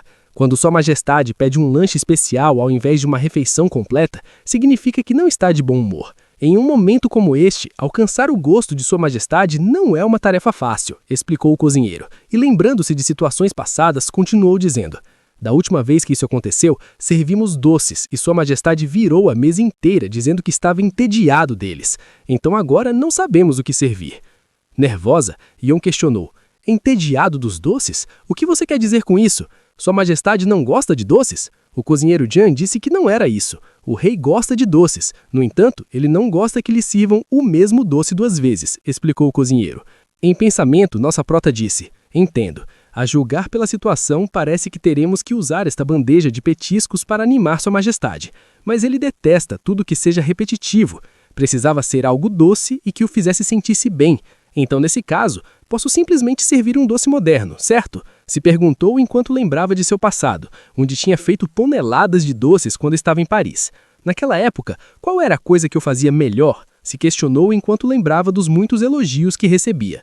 Quando finalmente decidiu qual lanche fazer, ela perguntou ao cozinheiro Jian se ele poderia preparar farinha, açúcar e grãos de cevada. O cozinheiro concordou imediatamente, mas perguntou se ela iria oferecer cevada ao rei, e Yon disse que sim e questionou se havia algum problema. Alarmado com a resposta dela, ele disse: sinto muito, mas você não pode fazer isso. A cevada é um cereal que as pessoas consomem principalmente na primavera, quando os alimentos são escassos. Não é comida digna de um rei. Além disso, a cevada é grossa e difícil de digerir. Por isso servimos apenas arroz a Vossa Majestade. Se você servir uma comida assim num dia como hoje, quando ele está de mau humor, então... Mas Yon interrompeu o discurso dele. Não se preocupe com isso, deixe tudo comigo. Eu tenho um plano. Mas nós não vamos ficar sabendo disso porque a cena mudou com nossa prota já entrando no quarto, em que o rei e a concubina aguardavam. Quando apenas Yon entrou no recinto carregando uma pequena mesa, Nuxu questionou se aquilo era tudo, ao que Yon confirmou que sim, e retirando a tampa ela mostrou o prato. É tiramisu, uma sobremesa originária da região oeste da Itália, feita com água, mel, açúcar em pó e cevada. Quando nossa prota finalizou a explicação, o rei, que esteve de costas para ela a todo momento, sentou-se questionando o que foi que ela tinha acabado de dizer. Olhando-a com uma cara extremamente séria, ele questionou: você está me dizendo para comer cevada? No capítulo seguinte, Yun Sang-gun questiona se havia mesmo cevada naquele alimento. Nossa prota confirmou que sim, e nossa cobra favorita, que sempre perde a oportunidade de ficar calada, diz para o rei não ficar tão zangado. Acho que a chefe da cozinha real cometeu um erro por falta de conhecimento. Chefe real, ouça atentamente. Desde os tempos antigos, a cevada tem sido grosseira e difícil de digerir, por isso as pessoas só comem quando estão necessitadas. Não é adequado colocar tal coisa na mesa de Sua Majestade. E notando a cara de poucos amigos para nossa prota, Nuxu completa dizendo que agora acredita que nossa prota compreende seu erro e pede para que ele a perdoe só desta vez. Mas Yun Sang-gun não lhe deu atenção. Chefe real, fale por si mesma. Você adicionou cevada por ignorância ou tinha alguma intenção ao servir esse prato? Questionou ele encarando Yon. Nossa prota, mesmo nervosa, explicou que seu único desejo era preparar o melhor prato para ele. Eu usei cevada simplesmente porque era necessária para este prato. Não há absolutamente nenhum outro significado, então, por favor, confie em mim e experimente este prato pelo menos uma vez. Tenho certeza de que isso melhorará o humor de Vossa Majestade, disse ela. A melhor comida, hein? Pensou o rei. Então disse para ela servir. Mas a concubina não gostou disso. Sua Majestade, como pode comer algo feito com cevada? Questionou ela. Ela claramente disse que seria uma comida que melhoraria meu humor, não disse? Ótimo, vamos tentar. No entanto, se essa comida falhar em me satisfazer, você pagará o preço por ousar me servir algo com cevada. Em pouco tempo, Yon serviu a mesa e ficou aguardando em frente ao rei ansiosamente. Ele olhou para a sobremesa com cara fechada. Enquanto isso, Nuxu o encarava, também nervosa. Nunca pensei que Sua Majestade desejaria comer algo feito com cevada. É inesperado, mas tudo bem. Quando Sua Majestade fica tão zangado, nem mesmo a melhor comida consegue acalmá-lo facilmente, pensava ela. E voltando-se para nossa prota, pensava que não importa quão habilidosa ela fosse, Yamo jamais influenciaria o rei tão facilmente. Chefe real, venha aqui e experimente, chamou Yun Sang-gun. E vendo que ela não se moveu, ele questionou o que ela estava fazendo. Venha depressa, disse ele. Coitada da nossa prota, está até tremendo. Mesmo assim, ela foi e se ajoelhou ao lado dele. Ao experimentar a comida, ela disse que não tinha nada de errado. Então me dê um pedaço também, disse o rei. Yon concordou e levou a colher com a sobremesa até ele. Yun Sangun encarou a colher. Alimentos feitos com cevada. Sinceramente, não estou esperando muito, pensava ele abrindo a boca lentamente. Vamos ver se ela consegue me satisfazer novamente. Mas no instante em que provou a comida, ele só conseguia pensar que já tinha experimentado todos os doces de Joseon, Yagua, Yugua e também Ganjong.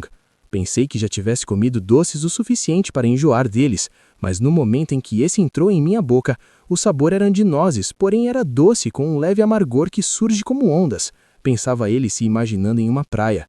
Você realmente fez esse prato com cevada? Questionou pegando Yon de surpresa, mas ela confirmou rapidamente. Então, explique como você conseguiu criar algo assim, completou Yun Sangun. Yon então explicou que primeiro ela aqueceu o leite e adicionou vinagre para coalhá-lo. Depois disso, removeu a umidade para conseguir fazer o queijo. Depois disso, ela preparou chá usando pó de cevada torrada até ficar preta.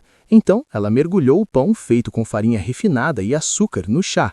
Em seguida, colocou o queijo sobre o pão mergulhado e, para dar o toque final, polvilhou levemente com farinha de cevada torrada e moída finamente. E assim, apresento a Sua Majestade o tiramisu de cevada, finalizou ela, encarando-o apreensiva. O rei encarou o prato boquiaberto. É possível fazer algo tão doce quanto isso com cevada? Se perguntava.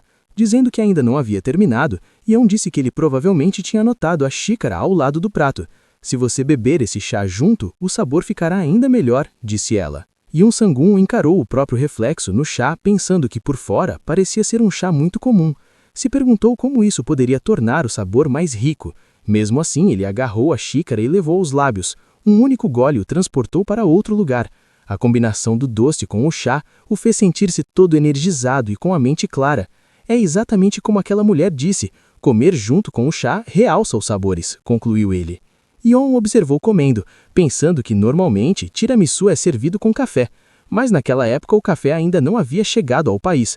Então o substituto que encontrou foi café de cevada, também chamado de café dórcio. Ao mergulhar o pão em café de cevada em vez de café normal, eu consegui recriar a sensação do tiramisu.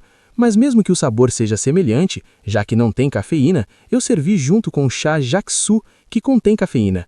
Então, que todo esse esforço funcione em Yun Sangun, pensava Yon enquanto encarava o rei. Como se lesse os pensamentos dela, ele disse, sim, aconteceu, vendo-a encarando-o surpresa. Ele explicou com uma expressão mais suave que, como ela tinha dito, o sabor tinha de fato melhorado seu humor. Yon ficou feliz com isso e começou a responder às perguntas do rei. Ele questionou como aquele prato se chamava, e quando ela disse que era tiramisu, ele notou que era um nome estrangeiro, perguntando se tinha algum significado especial. Nossa prota disse que sim, e que significa, me faça sentir bem, ao que o rei disse que de fato tinha um significado profundo. Enquanto os dois estavam de conversinha, nossa cobra favorita ficava ali de vela. Parece que, assim como eu, os dois futuros namoradinhos esqueceram da existência dela. Mas Nok-su estava com os pensamentos cheios enquanto os encarava. Ela pensava que há pouco tempo o rei estava realmente zangado e depois de comer o doce estranho ele ficou de bom humor. Impossível, pensava ela enquanto relembrava de algumas situações. A princípio, pensei que fosse apenas coincidência, mas mesmo durante a cerimônia Soksura e até mesmo na escolha do chefe da cozinha real, foi a primeira vez que Vossa Majestade reagiu dessa maneira depois de comer algo. Então observou nossa prota sorrindo, pensando que de fato a culinária daquela mulher estava conquistando o paladar do rei, que era um verdadeiro gourmet. O coração do governante temido pelo mundo inteiro está sendo impactado por aquela mulher e pela comida que ela prepara, pensou Nok-su. Não, isso não pode acontecer. Não posso ficar aqui parada e assistir isso. Preciso fazer aquela mulher parar de cozinhar. Ela se perguntava se havia algum jeito de impedir nossa prota de cozinhar novamente. Nesse instante, algo lhe veio à mente. Certo, farinha refinada, pensou ela, lembrando de quando Yon estava explicando o prato e esse era um dos ingredientes. Rapidamente ela se virou para os outros dois. Vossa Majestade, perdoe-me por falar sem permissão, mas fico feliz que você tenha ficado satisfeito com o prato apresentado pela chefe real. No entanto, há uma coisa que me preocupa. Com uma comida tão deliciosa, não deveria Sua Majestade, a Imperatriz, a dama honrada da nação, também prová-lo? A pergunta da concubina surpreendeu Yon, mas a concubina seguiu falando. Humildemente eu sugiro, talvez, apresentar esse prato à Sua Majestade? Concluiu Nok-Su fazendo uma cara digna de vilã da novela das 9. E eu não preciso ser vidente para dizer que vem merda por aí. Porque no dia seguinte, dezenas de guardas invadiram a cozinha real e uma dama chamou por nossa prota que estava completamente atordoada. Chefe da cozinha real, escute, a partir desse momento você está sendo interrogada por traição e por tentativa de prejudicar Vossa Majestade. Antes de você sair desse vídeo sem deixar o like ou se inscrever no canal, quero corrigir uma coisa. Na verdade, não sei bem se é corrigir. Agora que aparentemente tem mesmo uma rainha, fiquei na dúvida se foi mesmo a concubina que mandou o capitão da guarda entregar o pergaminho/carta para nossa prota. Na imagem que mostrou o capitão recebendo a carta, não mostrou o rosto da mulher muito bem. Então estou achando que foi mesmo a rainha e não a concubina. Se for, me desculpem pelo erro. E para finalizar, vocês que assistem o vídeo e não deixam um like ou não se inscrevem no canal vão todos receber carvão de Natal. Um cheiro. Fui!